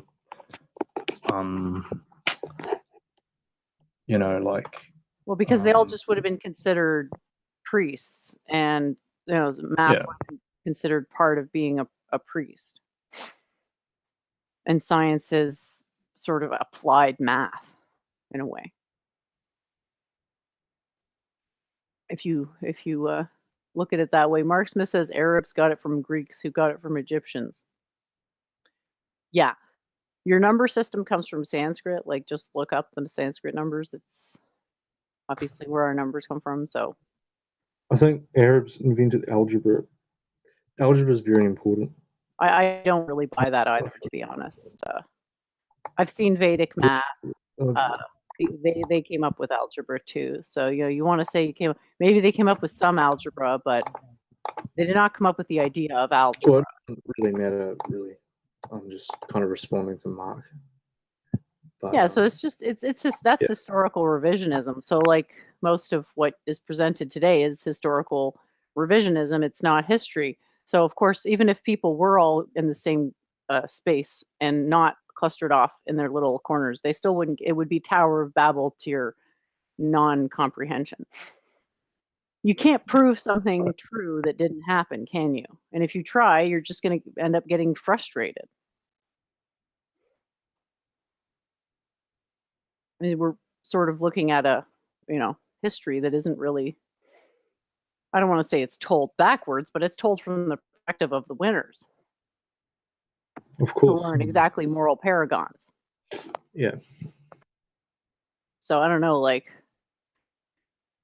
yeah, I mean, where were we with Cabo? I feel like we kind of got derailed from the original point, because I was still trying to figure out exactly where you're coming from in terms of understanding, because like Doooovid said, you can't really understand. You want to study the Jewish religion, but in what context, right? Like, how do you study a religion if not from the perspective of another religion as a comparative thing? Like, basically, religions don't exist in a vacuum. I see what you're saying. Like, I haven't really used religion in my studies much at all. Like, reading the contents of religious books, I find that I don't see why that information is relevant. I think it's understudied because again, there's a lot. Yeah. Well, yeah. Yeah, I don't want to be antagonistic towards the Jewish thing too much, but like that's kind of the basis of where I'm coming from.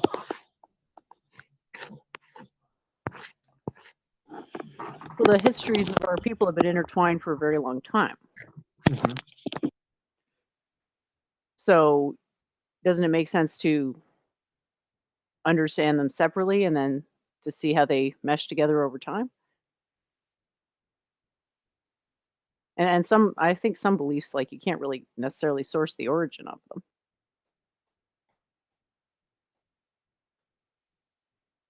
I guess I don't really get it, but I mean, I don't really feel right speculating, because it's like, I don't know what they thought. I just feel like scientifically, have religious texts met the burden of proof can they be treated as reliable, and to what extent are religious texts reliable in science? Like, what's the answer to that? Hello? Can you see Yeah. what I'm saying? Like, I want you to answer your question. It may be ill posed, or the information you want may not come by way of the question you're asking. Yeah, I think that the Torah is like a political program that's kind of been fulfilled, and a lot of what it says in that text has been basically fulfilled to a T. But I don't regard that as evidence for the religion being true. Okay. But if you get into this conspiracy stuff, you notice the connections.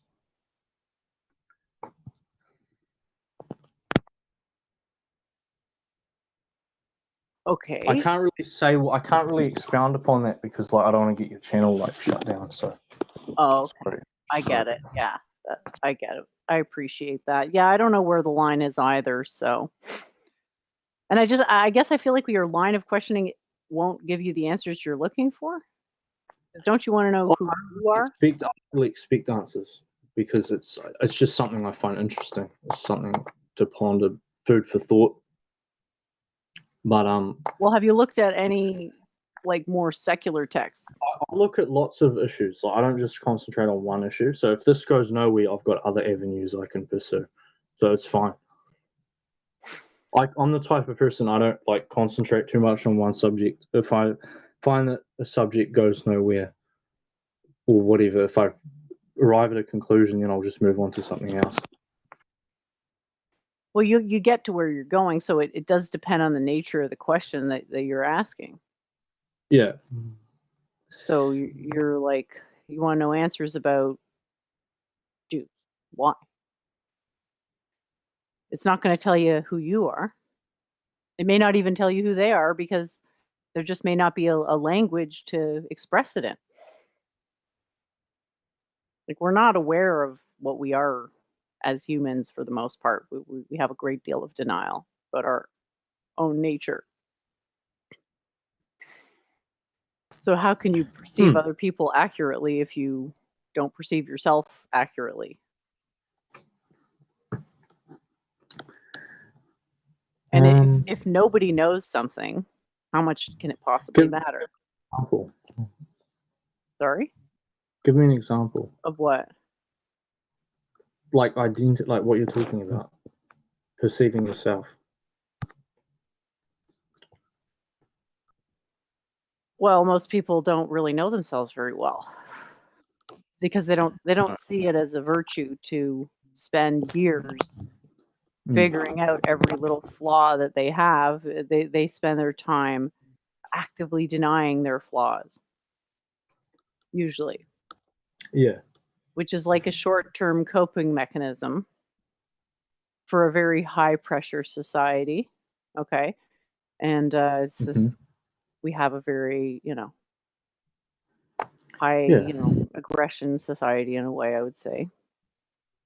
So I'd say it works in the medium term, but it fails in the long term. It's just yeah.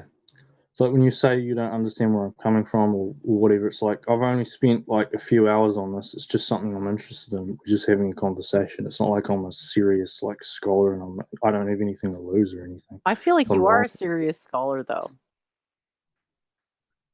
How?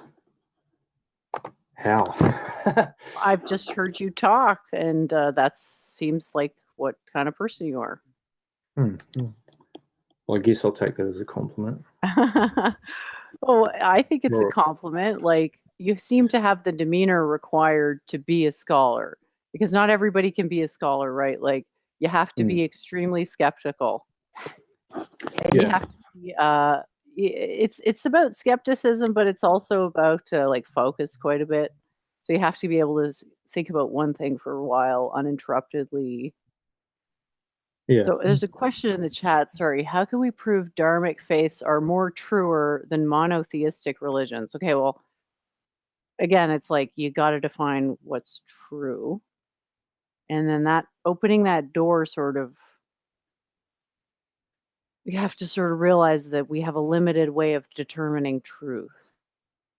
Now, I could say that here's what I think truth is, and here's how I think Dharma meets that.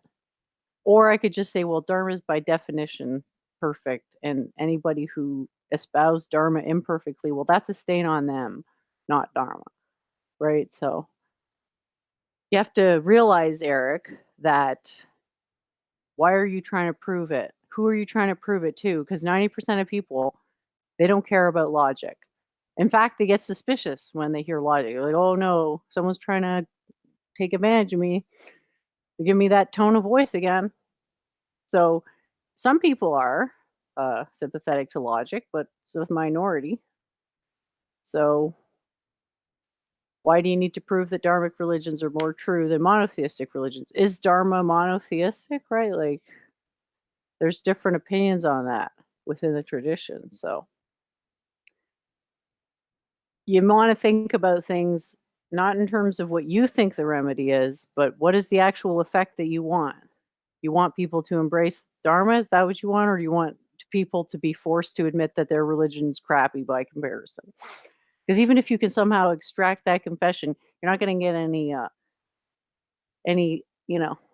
adrenaline rush or anything out of it. You're not going to get any thrill out of it, right? So I'd have to ask, like, why are you looking at it as a proof thing?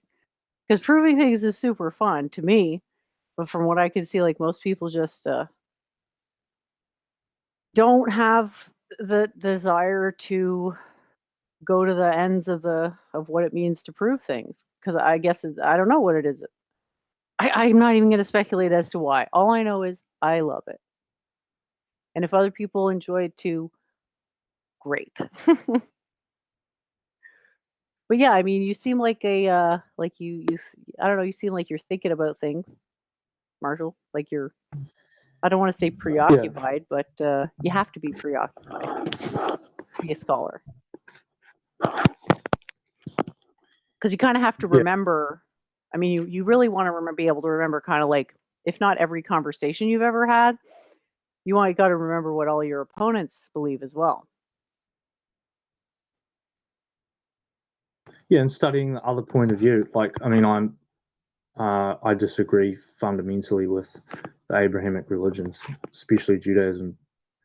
But I'm still want to study it to learn about. I'm not going to say, oh no, it's horrible. I want to, it's I can ignore it because I don't like it. Because I don't like it, but there's still a lot to be learned from it. There's no denying that. And it also pertains to other religions and worldviews as well. I guess I don't really see it that way. But yeah, whatever. I'm not saying you're wrong. I mean, people learn things differently. The way I look at it is like, I would rather answer the questions people want to ask. Because whatever answers are out there, if people aren't ready to hear how much, like, what are they worth? My mobile device has 1% battery, so. Thanks for coming on. I appreciated it. Great chat, and hopefully we could talk again soon. Okay. And, yeah, best of luck with your future studies. Okay. Thanks. See you later. See ya. Thanks everyone for joining. Appreciate it. It's a lot of fun to see what people think.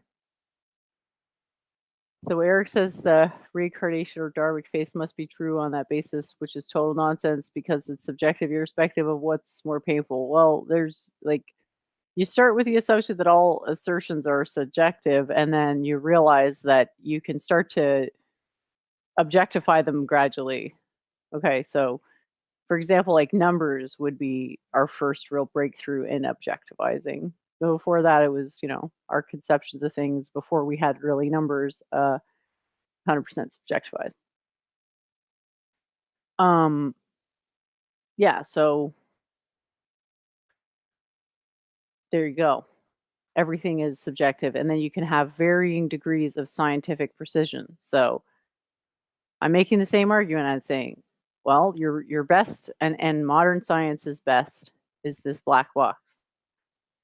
And you treat these unknown entities as black boxes, which you then reverse engineer by brute forcing them with data, which is how the neural nets work. And I'm basically saying, like, past that point of the simulation via neural network, because we are also, a simulation via a biological network, we're constricted to that biology. All of our assertions of truth, quote unquote, are constricted to our own biology. So it's not truths we can deduce. It's the fact of us conceiving of the idea of truth in the first place that's important.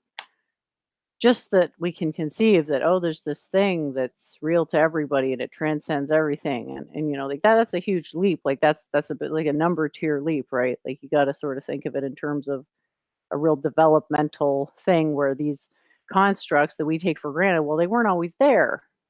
So numbers gave us a basis to objectivize very efficiently, right? Because we can all agree, 3 coconuts. But then we make this mistake, and it's completely normal that we would, because we're the apex predator selected for intelligence. So it's sort of normal that we take that last step of assuming, because we're the smartest primate, that we're like all knowing, right? So we get these numbers, and we're like, yeah, these numbers work really good. No, okay, well, I get it, 3 coconuts plus 2 coconuts is 5 coconuts, and and then it's like, okay, well, I must know everything because I know about these numbers. Because I know about numbers, I can make objective statements. It's like, well, no, because there's all these notions, these human ideas that have nothing. They're not rooted in numbers. They're rooted in other things like emotions, right? The things that can't just be mapped to numbers. So this is what I was talking to Marshall about, like the blind spot, right? Like we don't want to believe that we're not all knowing. We sort of like this LARP of be smart, grug smart, right? And grug count coconuts. Is we sort of deceive ourselves. Like you can see how you'd make that leap. Like, well, I'm the smartest. I'm smarter than that dog and that cow. I must be freaking smartest thing ever. Ah. So religion, in a way, is sort of the most subjective thing because it's usually axiomatizing God, which is abstract. I mean, to really talk about God, you gotta spend 20 minutes minimum just going over axioms and metaphysics and everything, and they're just invoking that as a given. So God's like time, you don't want to really define it. It's just like, no, I just want to take that one for granted. It's too hard to define that one. I can't do it. Yeah, so point being, after that long rant, was that there are some things that are ultra objectivized, but then there's some stuff that's ultra subjectivized too, and you can say it and it sounds really certain, but it's like, no, this class of statements is not the same level of certainty as counting coconuts. It just maybe seems that way because we have this imperative to project a cogent sense of self. It's what allows us to distinguish ourselves from the environment, survive semi-separately from it. So John Wolfe asked how I see what people think. Well, it's a lot like the neural net, right? Like I have this cookie cutter where it's like, okay, there's information. What kind of information do I need to know? And then you just got to train it. So I got to talk to enough people to see how people are thinking. And then you could see based on what is basically meta analysis of speech. That's the main one. But then if you can actually talk to somebody on voice, and you can see a whole bunch of other stuff about them through how their speech works. But the words people choose to use, regardless of the order, tells you a lot about what their subconscious is like, right? So we have this huge subconscious in terms of the force of the emotions. The subconscious where the emotions come from. Those are strong. And then we have this rationalism that we want to think is, really in charge, but actually it's really emotionalism. It sort of tricks you to thinking, yeah, that was totally what I meant to do there. So, yeah, that's it's challenging to start to answer these questions, but they're important because you got to sort of practice to get the words. You don't know how you feel when you start out because you're not developed yet. You don't have the answers. It's an integral process. You sort of become the answer. Yeah. God is what exists beyond the barriers, man. Yeah, so it's always some type of like abstract argument, right? So if you can invoke an abstraction as your foundational reasoning step, you sort of save yourself a bunch of steps in terms of getting people on the side to even listen to you. We're sympathetic to certain patterns of speech, i.e., forceful assertion. It's all metaphysical, and for that, we have to go beyond math and physics. So how do you know that metaphysics isn't mathematical and physical, right? So you want to say it's apart from math and physics? I'm saying no, metaphysics is integral to math and physics, and you can't get around doing math and physics. And if you want to, well, that's just your own shortcoming, right? So like I have these debates all the time with people who want to like have debates about consciousness, and it's like, no, you don't. You want to just say your own thing. You want to push your own theories and huff your own farts. And it's like, nah. Yeah, so transhumanism, I don't even want to talk about that because it's just such a. It just reminds me of like the people who say we're going to go colonize Mars. It's just so. You can tell they don't have consultants who are like actual scientists who'd be like, well, no, that's like not physically possible. It's like Theranos, the fact that Theranos happened sort of tells you a lot about the type of culture. So, yeah, it's tough for me to relate to that, I'll be honest. So, yeah, if there's no more questions, and I hope all the questions that have been asked so far have been answered to your satisfaction.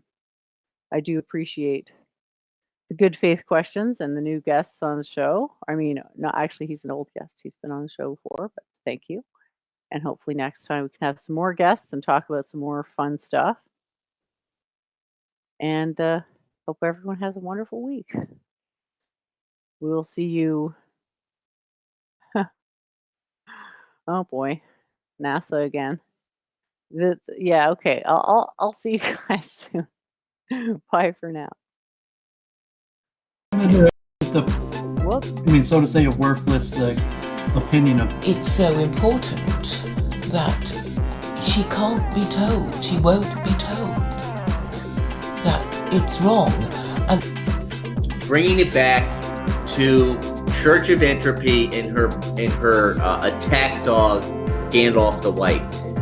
Why don't you learn to shut up and fuck your goddamn logic?